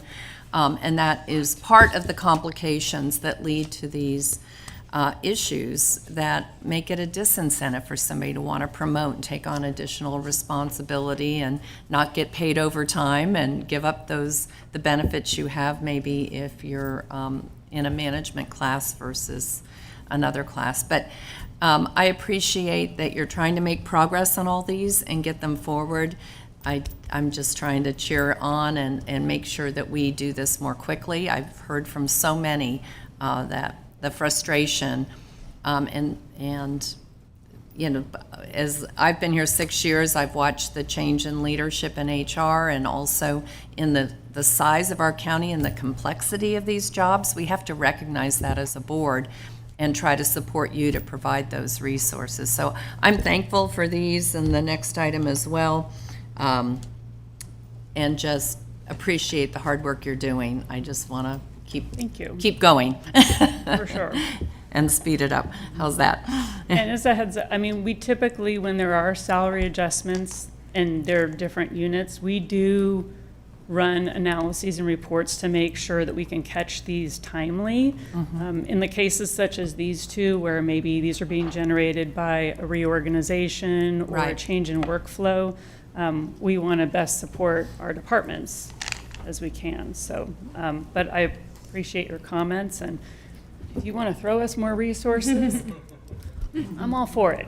Whatever it's going to take, we've talked about outside, support as well, just to get us over this hurdle of needing so many. So anyway, thank you, Suzanne. Thank you. All right, did I already ask the public? I think I did. Yes. Okay, thank you. All right, I'll bring it back to the board for a vote. I'll move approval. I'll second. Moved by Jones, seconded by Gustafson. All those in favor? Aye. Any opposed? And no abstentions. We'll go ahead and move to item 20B. All right, that's me again. The next item before your board is to introduce an uncodified ordinance, waive oral reading, to amend the schedule of classifications and compensation ordinance to create a new classification of forensic laboratory director. This item is on behalf of the District Attorney's Office. I'm sure you're all very much aware that there's a new forensic laboratory that is in process within the county. HR has been working closely with the County Executive Office as well as the District Attorney in terms of identifying resources and ways that we can support this effort, knowing that it has a lot of tentacles to it in terms of inside and outside the county itself. So the forensic laboratory director's primary focus will be on bringing the laboratory to operational status. Following implementation of that role will transition to overseeing the day-to-day operations and strategically expanding services to meet the evolving forensic needs of the county. Due to the scope, complexity, and technical nature of these responsibilities, this new classification will report directly to the Chief Assistant District Attorney.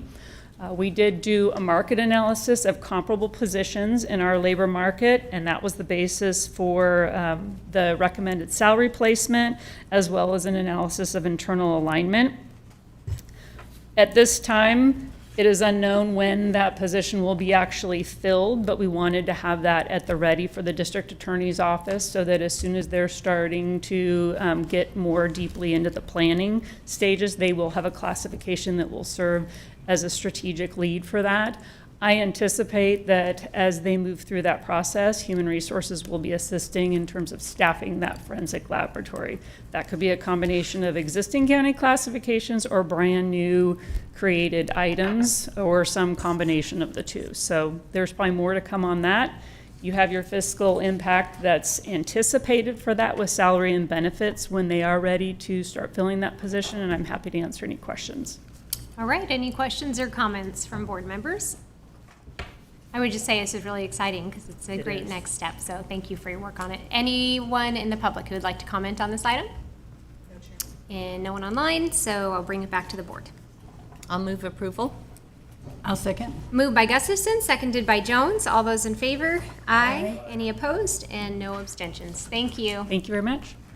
We will now move to our 11:45 timed item, 19A, Sheba Estates at Eden Rock.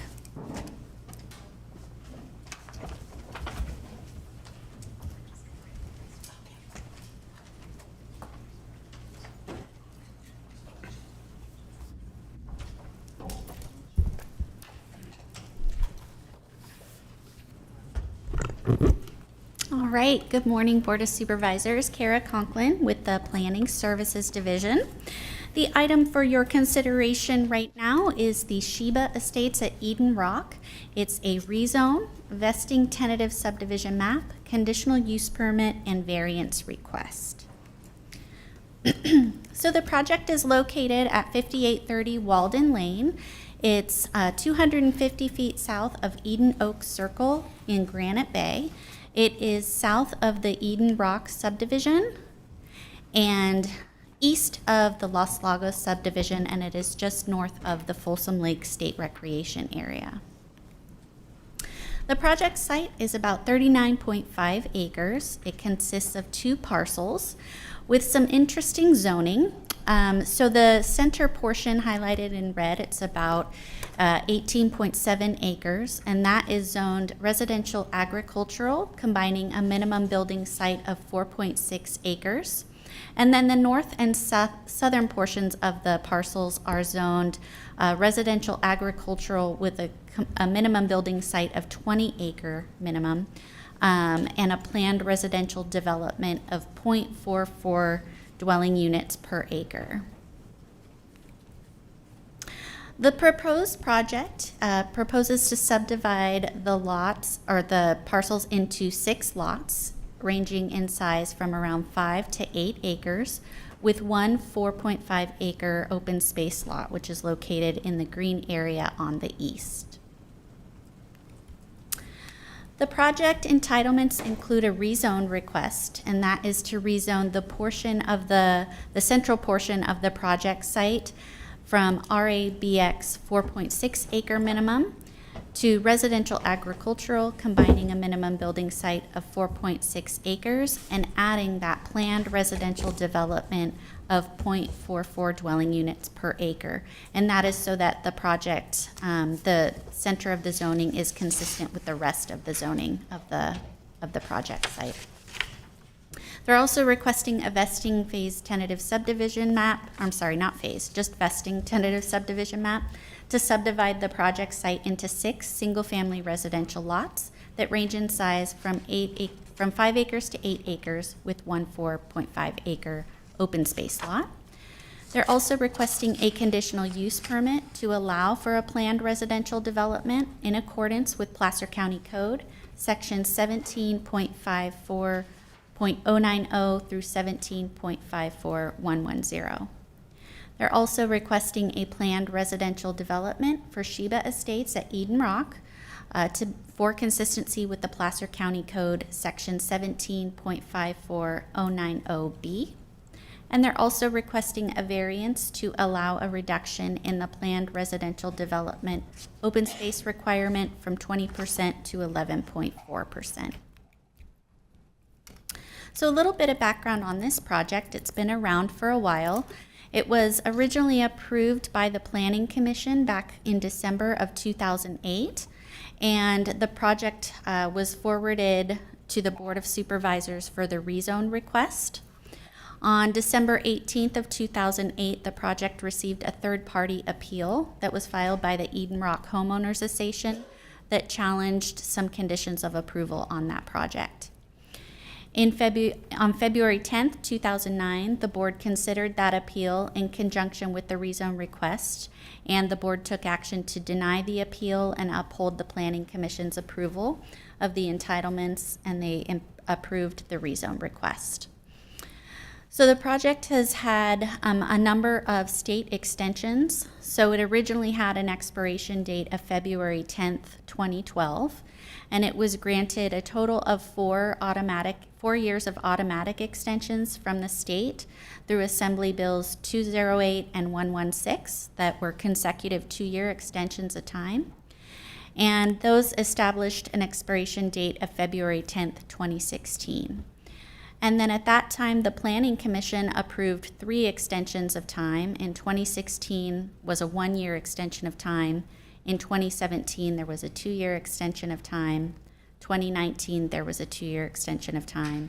And the last 1-year extension of time was granted in 2021, providing the project with a final expiration date of February 10th, 2022. I'll just note that at the time of expiration of February 10th, 2022, the project had improvement plans completed already, and they were able to remove some of the trees on the project to accommodate the roadway. But because that tentative map expired, they had to reapply for the project. So for the rezoning, the project is requesting to rezone that central portion of the project site to add the planned residential development zone district with the 0.44 residential unit or dwelling units per acre. So for the conditional use permit and planned residential development consistency, the intent of the planned residential development is to allow for different housing types and a mix of housing types that also protect the natural resources within the project site. So that allows for additional density. And with that comes some requirements to prove up that density, and it also requires a minimum of the project site to have a minimum of 20% designated as open space. There also are some specific findings that need to be made in order to approve a planned residential development. So this is kind of the calculator for that planned residential development. So the project has a total net buildable area of 39.42 acres.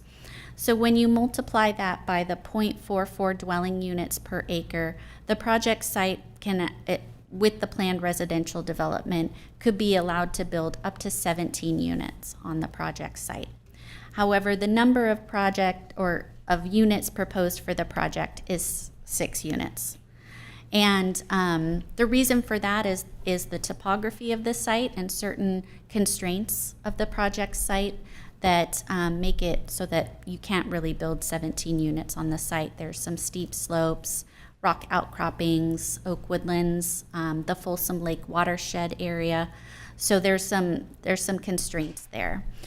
And the required open space for the project site is about 7.88 acres. That's the 20%, but the project is proposing 4.5 acres. And I'll get into the reason for that variance request shortly.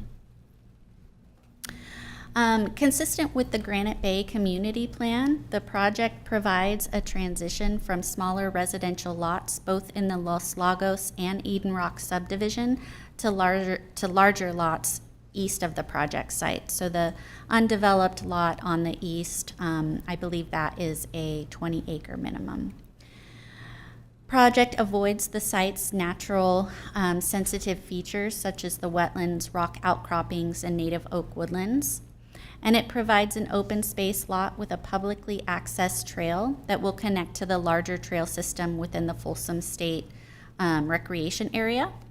And it's located within an area that already has services, including public sewer, public water, and emergency services. So as previously mentioned, the project is requesting a variance to reduce that open space requirement from 20% to 11.5%. And as previously mentioned, with the planned residential development, the site could potentially have up to 17 units, but the project is only proposing six units with larger lot sizes. So each lot is anywhere from 5 to 8 acres. The building envelopes for the project lots are very close to the internal roadway. And the reason being is on the outskirts of the project here on lots 1 through 4, there's steep topography as well as some on-site wetlands that need to be preserved, as well as these circular areas on the map. These are elderberry shrubs that could potentially have habitat for the valley elderberry longhorn beetle. So those are protected shrubs that cannot be removed from the site, as well as the Folsom Lake watershed and oak woodlands. So the sites are larger to protect those areas and resources, and the home sites will be built closer to the roadways. These larger lot parcels contribute to the project's visual and aesthetic qualities, creating the look of open space and minimizing the removal of oak woodlands and rock outcroppings.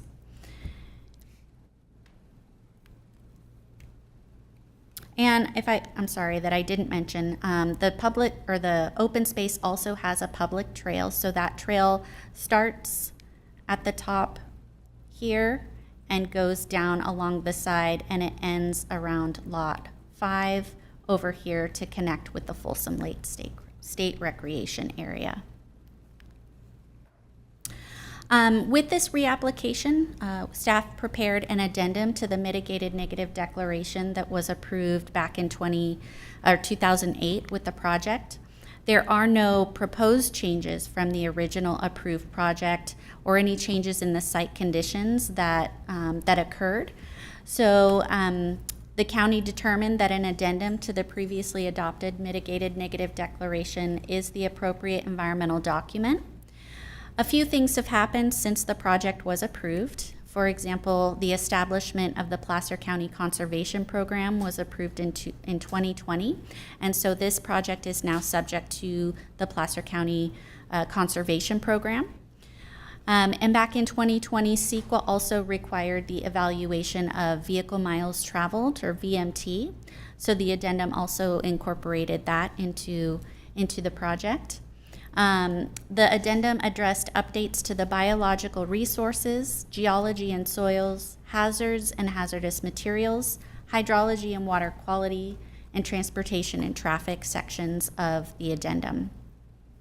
New resource areas were added to be consistent with the CEQA initial study or M&D checklist, which included energy, greenhouse gas emissions, and wildfire sections. So the project, as mentioned, is subject to the Placer County Conservation Program. It's located in the Foothills Potential Future Growth Area. And the PCC land cover types include mixed oak woodland and foothills chaparral. The site has 3 isolated wetlands with 1 wetland swale on the south and 3 ephemeral drainages. And the project site also identified 3 elderberry shrubs with exit holes for the valley elderberry longhorn beetle.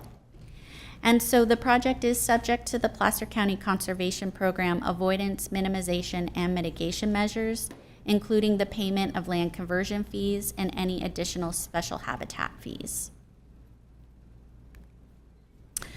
The project is identified as a very high fire hazard severity zone. It's located within the state responsibility area, but is also served by the South Placer Fire District for emergency services and structure fires. Otherwise, it's served by Placer County Fire, CAL FIRE, should a wildfire event happen. Because of that, the county did reach out to both the South Placer Fire District as well as Placer County Fire, CAL FIRE, for their input on this project.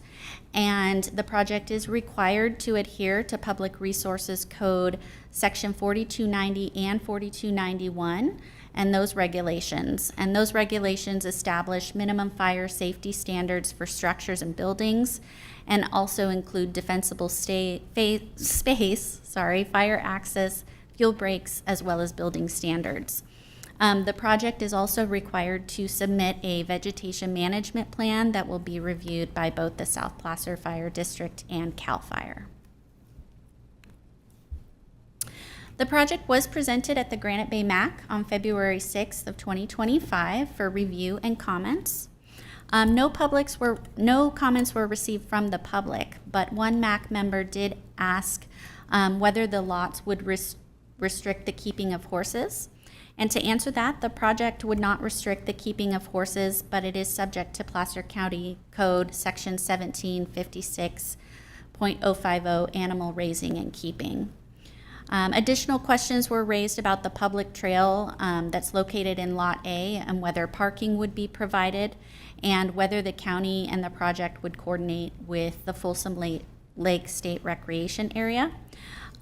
There is no parking that would be provided. Generally, the public trail would be reserved for those residents located in Eden Rock or Los Lagos that live within the area and would be able to easily access the trail walking through the neighborhood. So there would be no parking. The project also is required to coordinate with the Folsom Lake State Recreation Area. I will mention that the county reached out to them as well prior to this item going to Planning Commission, and multiple calls were sent but not returned. So just to kind of give them a heads up that this project would be coming through. The project went to the February 12th, 2026 Planning Commission. And prior to the Planning Commission, staff received 4 phone inquiries from members of the public, and 2 letters of correspondence were also sent to the Planning Commission. 2 individuals provided public comment, as well as the president of the Eden Rock Homeowners Association. I will mention that 2 of the letters that were received were also received from folks who I had spoke with, the phone inquiries. These folks were residents of either the Eden Rock Homeowners Association or the Los Lagos subdivision. And their concerns are noted below. Their increased traffic on Eden Oak Circle. Because it is a privately maintained road by the homeowners of Eden Rock, there were some concerns about how that would be maintained. And as a requirement of this project, it is a condition of approval that the applicants here enter into an agreement with the Eden Rock Homeowners Association for their maintenance of the public roadway. I believe the applicants are currently in talks with the Homeowners Association, and that is currently being worked out. The other inquiries were about the locations of the future homes within Sheba Estates subdivision, and if those homes would impact the views of those property owners located in Los Lagos. And as previously mentioned, those homes will be located closer to the internal roadway, and there's a lot of oak woodlands and steep slopes, so there wouldn't be much visual intrusiveness for those property owners. There was an inquiry about the future division of those lots and if the residents would be notified if any of those kind of subdivisions were being taken. And we did identify that, you know, if a future homeowner wanted to subdivide their lot, that would go through the typical county process, and those folks would be noticed. And the Eden Rock Homeowner Association president had requested additional time at the Planning Commission, so they had asked for a stay of the decision, but because the Planning Commission was just making a recommendation to the board, they said that that would be ample time for them to be able to work out the agreement. And so there were some questions and comments from the Planning Commission. There were questions about the location of the public trail and whether the Placer County Conservation Authority evaluated that variance request for the reduction of the open space requirement. And the answer to that question is that the PCA does not evaluate the entitlement requests and the variance requests. They simply evaluate well, they don't even evaluate, they just kind of overlook and provide any input on the PCCP application and any special habitats that may be out there. Fire, there was some questions if there were any specific requirements tied to the project, and if there would be any fuel break requirements outside of the public resources codes. And the fire folks that spoke mentioned that there were not any special requirements to this project aside from the requirements in the code and then providing that vegetation management plan. There was another question about what the standards of evidence were for the county when we require the developer to provide reasonable effort being made to enter into a third-party agreement for the road maintenance.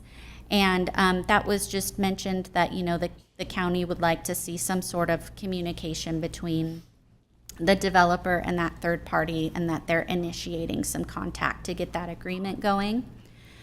And then confirmation that although the project is subject to PCCP, that there's assurance that all sensitive natural and environmental resources would remain on site and be protected. And that is true. So there's a couple assurances that we have there on the final map informational sheet. There will be notes on there that, you know, there cannot be any development within those specified areas of the wetlands near the elderberry shrubs and within the Folsom Lake watershed, and that those natural resources are to be avoided and protected. And the Planning Commission voted unanimously, 7 yes, 0 no, to recommend the actions for approval by the board. And so with that, staff forwards the recommendations of the Planning Commission to take the following actions.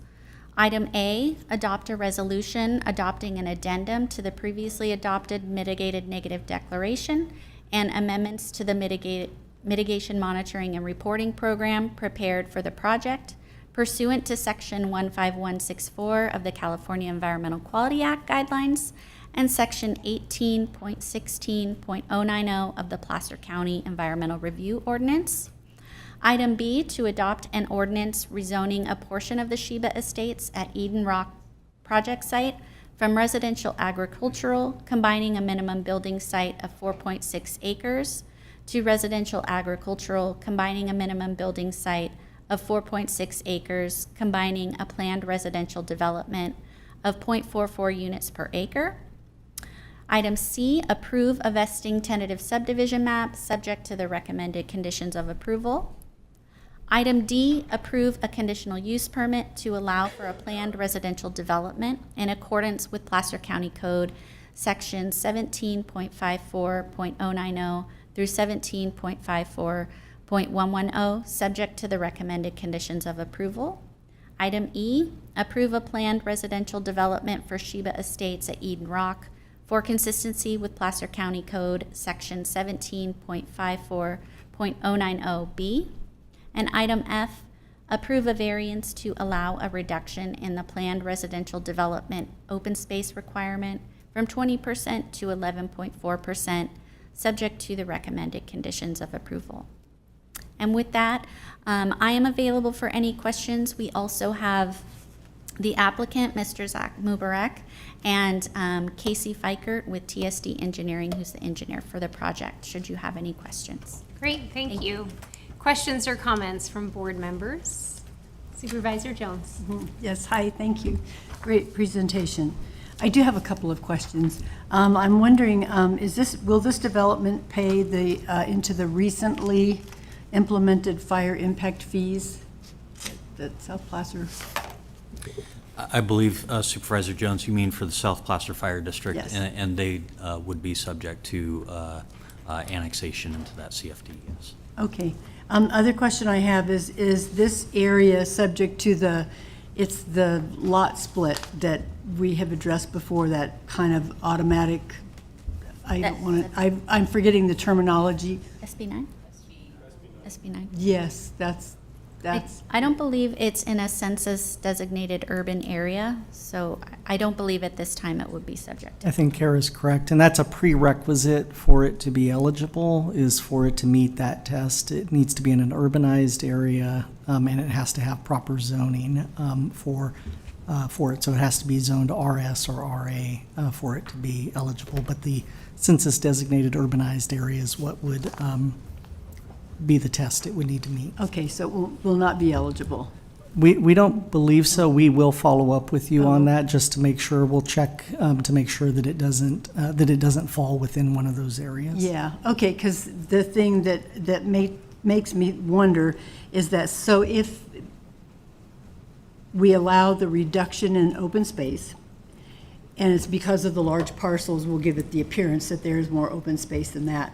But if we allow the subdivision of parcels, how much will that decrease that appearance of open space, and will it fall below the original open space requirement? That's kind of my concern. I mean, you see where I'm going with that. But if they're not subject to it, I won't worry about it.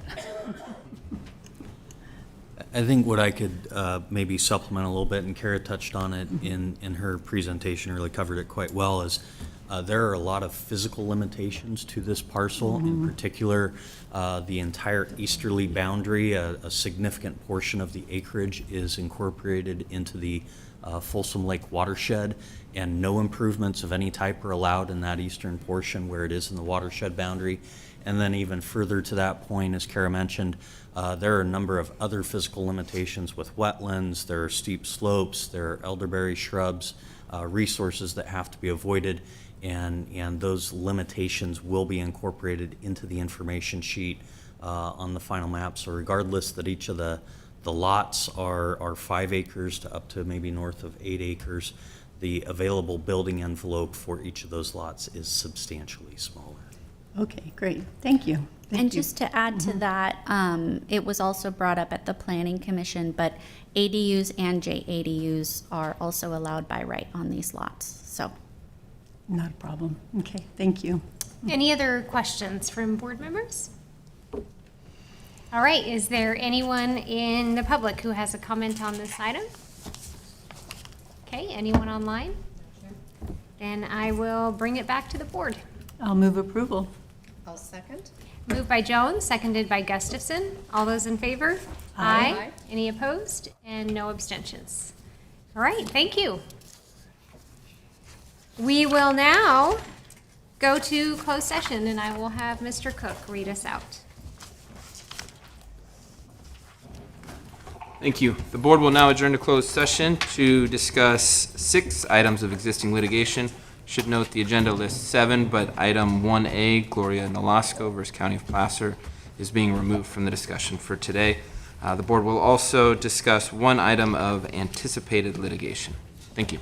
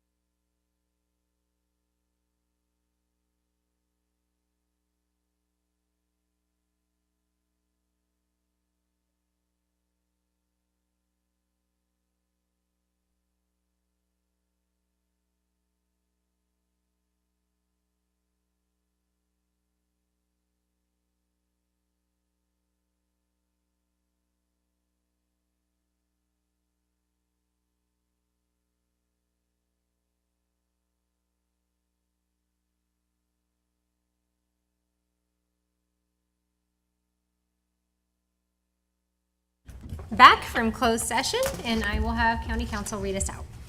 Thank you. For the existing litigation items, I'll start with 1B, Eric Norby versus County of Placer. The board received a report and provided direction through a 5-0 vote.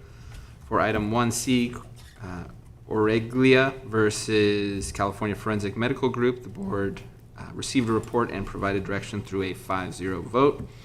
For 1D, Placer Citizens for Neighborhood Rights versus County of Placer, the board received a report and no action was taken. For 1E, Carestrelli, S-T-R-E-H-L-E versus Sarah, the board received a report and provided direction through a 5-0 vote. For Tavera versus County of Placer, 1F, the board received a report and provided a direction through a 5-0 vote. For 1G, Standard Fire Insurance Company versus JS West, the board received a report and provided direction through a 5-0 vote. For the anticipated litigation item, the board received a report and no vote was taken. That concludes the report out for closed session. Thank you very much. With that, we will adjourn to our next regular meeting on April 14th.